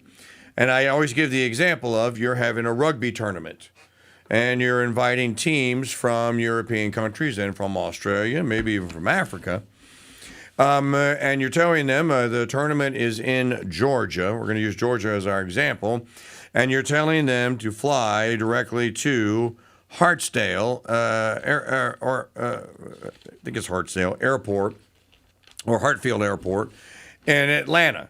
Now, outside of going to the U.S. State Department, and if you promise to not leave Georgia, technically, now, I'm sure there's some stupid court decision or act of Congress that has usurped this. But at the times James Madison was arguing this at the end of the 18th century, this was the law. Technically, that plane can land in Georgia, and Georgia can offer basically alien friend status to all the teams that have been invited to play in the tournament, and you don't need to get the stinking State Department involved. It's just they're flying to your country. Well, if you have the power to make an alien friend and say they can come play in your tournament, then you can also say that you are an alien enemy or that you haven't met the conditions of an alien friend. One of those conditions could be pregnancy. You know, under the same, and somebody's going to say you can't do it for medical reasons. We do it all the time. There's an outbreak of Ebola in some African country, and you go, we're not going to honor your passport. You can't fly to the United States. There's an outbreak of Ebola in your country. Trump did it during the Corona doom. He shut down travel from all sorts of countries, including China. Remember, they said he couldn't do it. He did it anyway. So there actually is a precedent for that. But an act of Congress that did that? Yeah, absolutely. You could, I could 100% see that. That's an interesting take. I do not want to hear Mike Huckabee. Not today. I don't understand why it's only the Republican side that cares about. Play digital media file number 13. Sheridan Gorman's Angel Mom.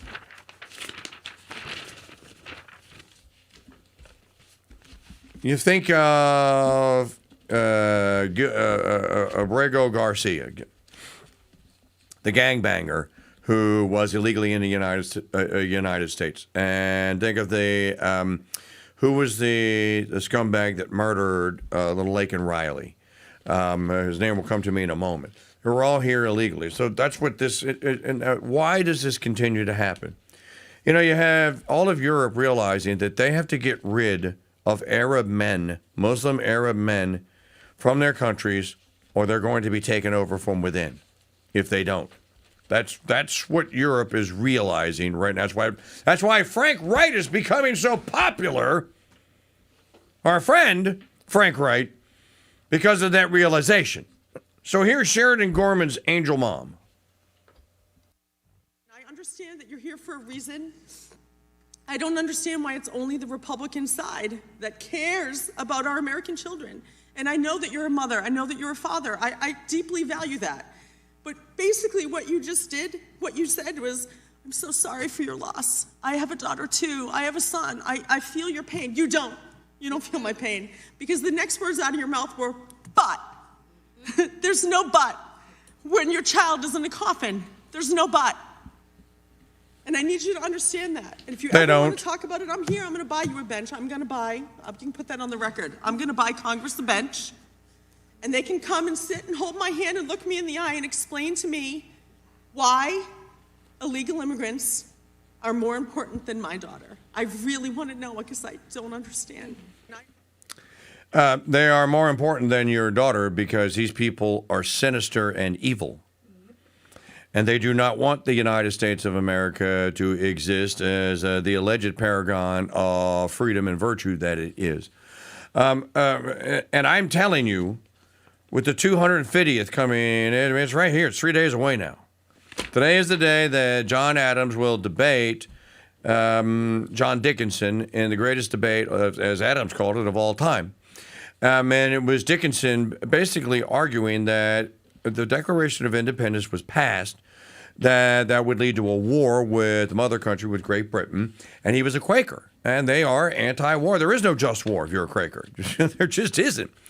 And that's the case that Dickinson made. He was not a loyalist. It must be known that Dickinson was not a loyalist. So the only guy that stood up and argued against the Declaration is John Dickinson. I will tell you unequivocally that if John Dickinson, the Quaker, were brought here to this studio, to Studio Saint Michel, right now, and I asked him to read the Roberts opinion on birthright citizenship, I will tell you that he would turn red in the face and he would be outraged and he would say, why did we even declare independence if it led to this? That's what he would say. And he would say absolute nonsense. No, we did not believe and we did not wish and we did not implement and we did not legislate jus soli here in the under the Articles of Confederation or in the Second Continental Congress. That's what you're dealing with. And for Sheridan Gorman's mother, who lost her baby to an illegal alien criminal trespasser, she's right. There is no but. There is no but. But these people, they don't care. You know, one thing that all the DSA candidates have in common is none of them are American by birth. They're not natural-born citizens. None of them. Mamdami's not. That broad in Colorado certainly isn't. The one that won in New York is not. They run around and boast and brag about it. The last refuge is going to be in your state, then in your region, then in your city, and then in your parish, and then in your home. So, fourth prize in the Win a Pound of Gold contest is $500 worth of ammo that all of us could use to ammo up with and really, truly celebrate Independence Day this Saturday. All right. If news breaks out today, you know, we haven't played the final Golden Truth Ticket soundbite of the day. You want to play it now? Get it over with? Yeah. Y'all, can somebody please just go buy 100 tickets so Maggie can smile today? So that I can see a smile that she really means. Because this is very stressful not knowing what you're going to be doing next week because your fundraising that you thought was going to do this or that and the other is up in the air. Let's not let that happen. We're all friends and fellow Red, White, and Dude Nationists here.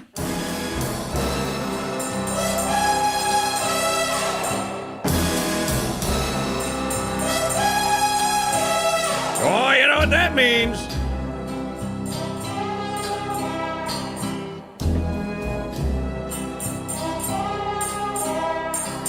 Goldfinger.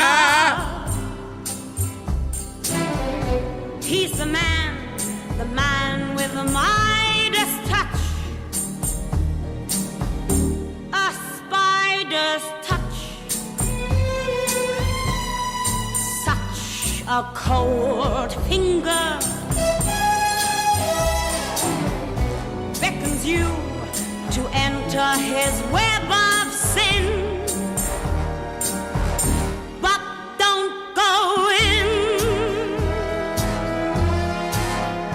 Golden words he will pour in your ear, but his lies can't disguise what you feel.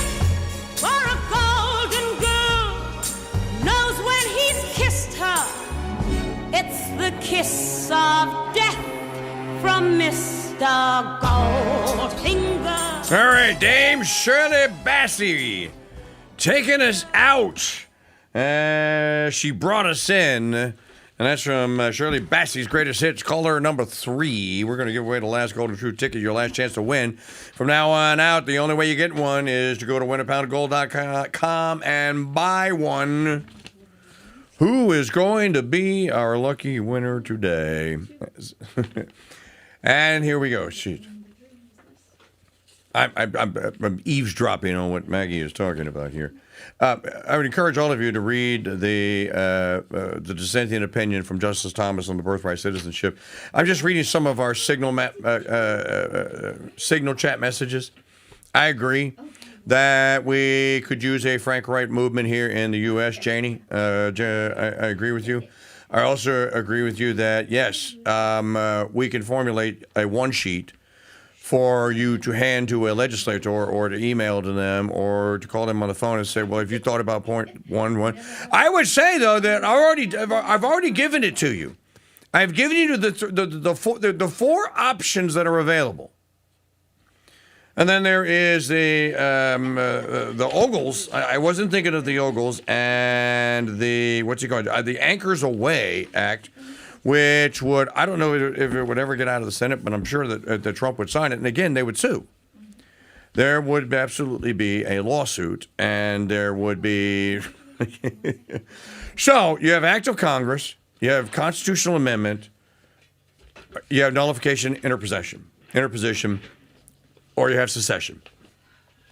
I think if you present it to your legislator and your governor in the form that here are the options and that secession is just one of them, then it's not you saying that the only way out is for us to secede.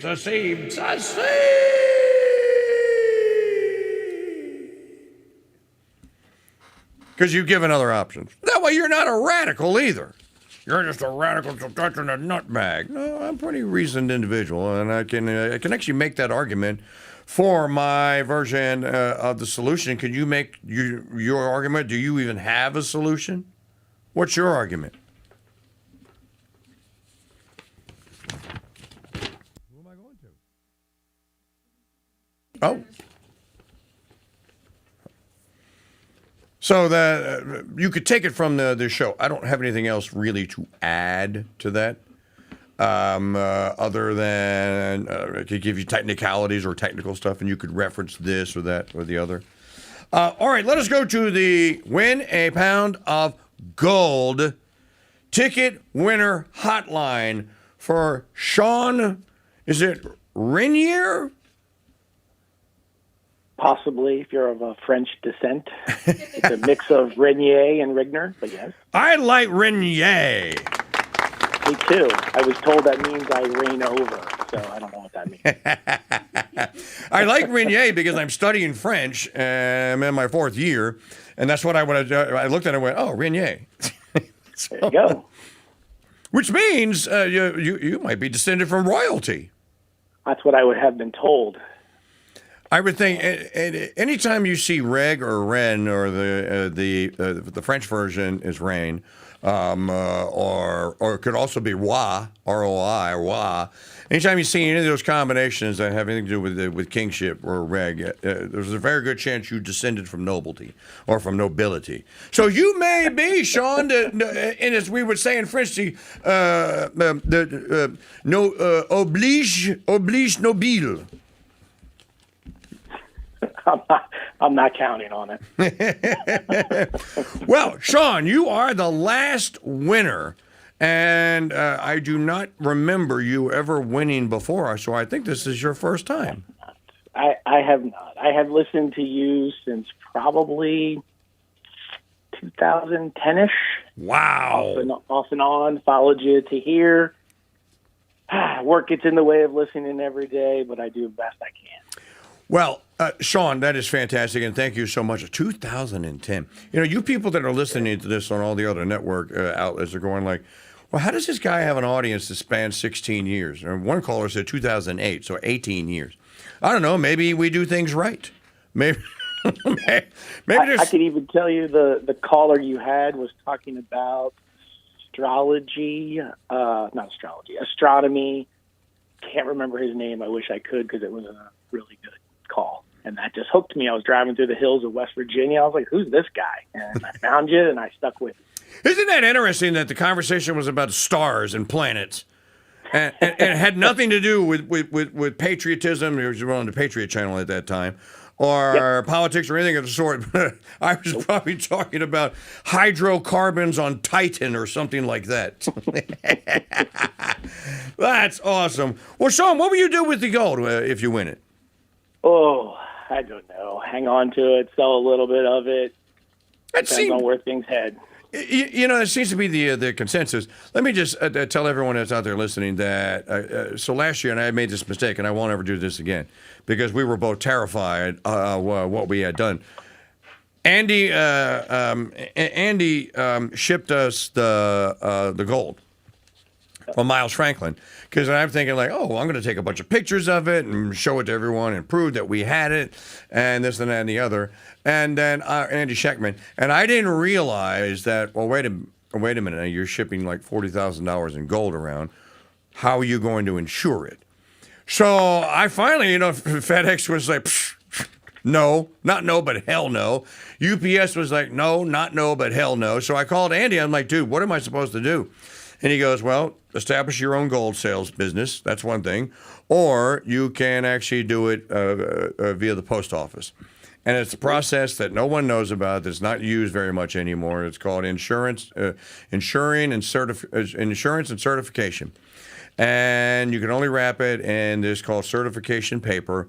And it's brown. It's that brown, but it's wax coated. It's paraffin coated. So even if it gets dropped in a pond, It's supposed to still be protected. You can only wrap it in the paraffin certification paper, and then you don't have to declare what's in it. You just have to declare a value. So that's how I shipped it out.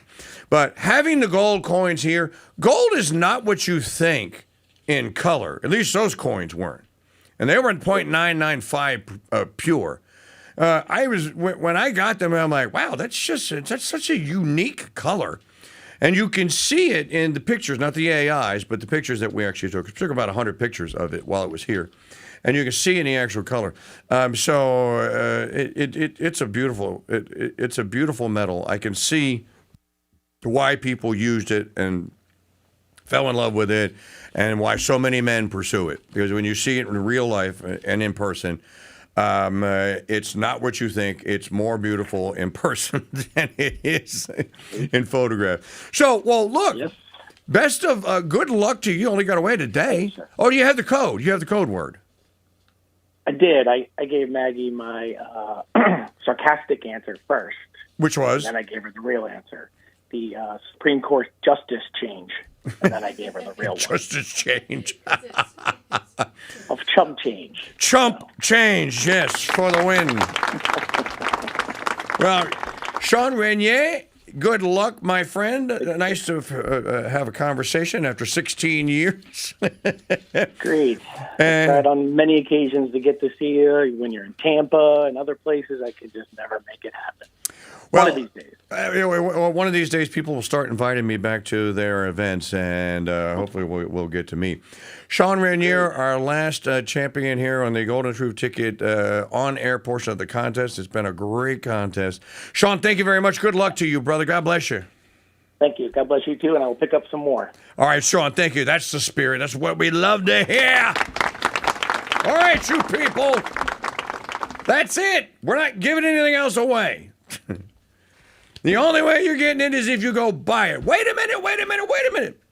Oh, Maggie, your day has made. Somebody just bailed you out, girl. Now in stock. $84.96. Whoa! That is a sale of Fiddy just came through. Thank the Lord. Whoever that was, thank you. Thank you, and good luck. And good luck to all of our contest winners. Gosh, I would forget someone if I tried to go down the list. We began with Barton Swar. There's Aiden, there's Jacqueline, there's Ann Dolan, there's Mary's Dowry, there's Pam Brubaker, there's Gadsden, there's Corey Cash, there's Pamela Avery, there's, who am I forgetting, Maggie? There's a couple of guys in there. There's Shafa 13. Jeff Johnson. I think I got them all. No, there's one or two more in there. All the winners. I just want to congratulate all of them for playing the game and for being such great contestants. Billy Payne. Barton Swar. I did Barton Swar. Aiden. I did Aiden. Tracy Stoller. Yes, my boy. Tracy, my man. Julie Kopka. Yep. She won on the Thursday night throwdown. I got Jacqueline. Jeff got him. BD Gear. Did not get BD Gear. BD Gear. Thank you. Pamela Brubaker. Got Pamela. Betsy Wigginton. Betsy Wigginton. I didn't. Betsy. Thank you. Philip Thoreau. Philip, I wasn't ignoring you. I just that's why I asked her to read me the list. Thank you. Shafa 13. Shafa 13 got. Linda Randongo. Oh, Linda Randongo. That's right. Billy Payne. Colleen Avery. Got Colleen Avery. Corey Cash got Corey.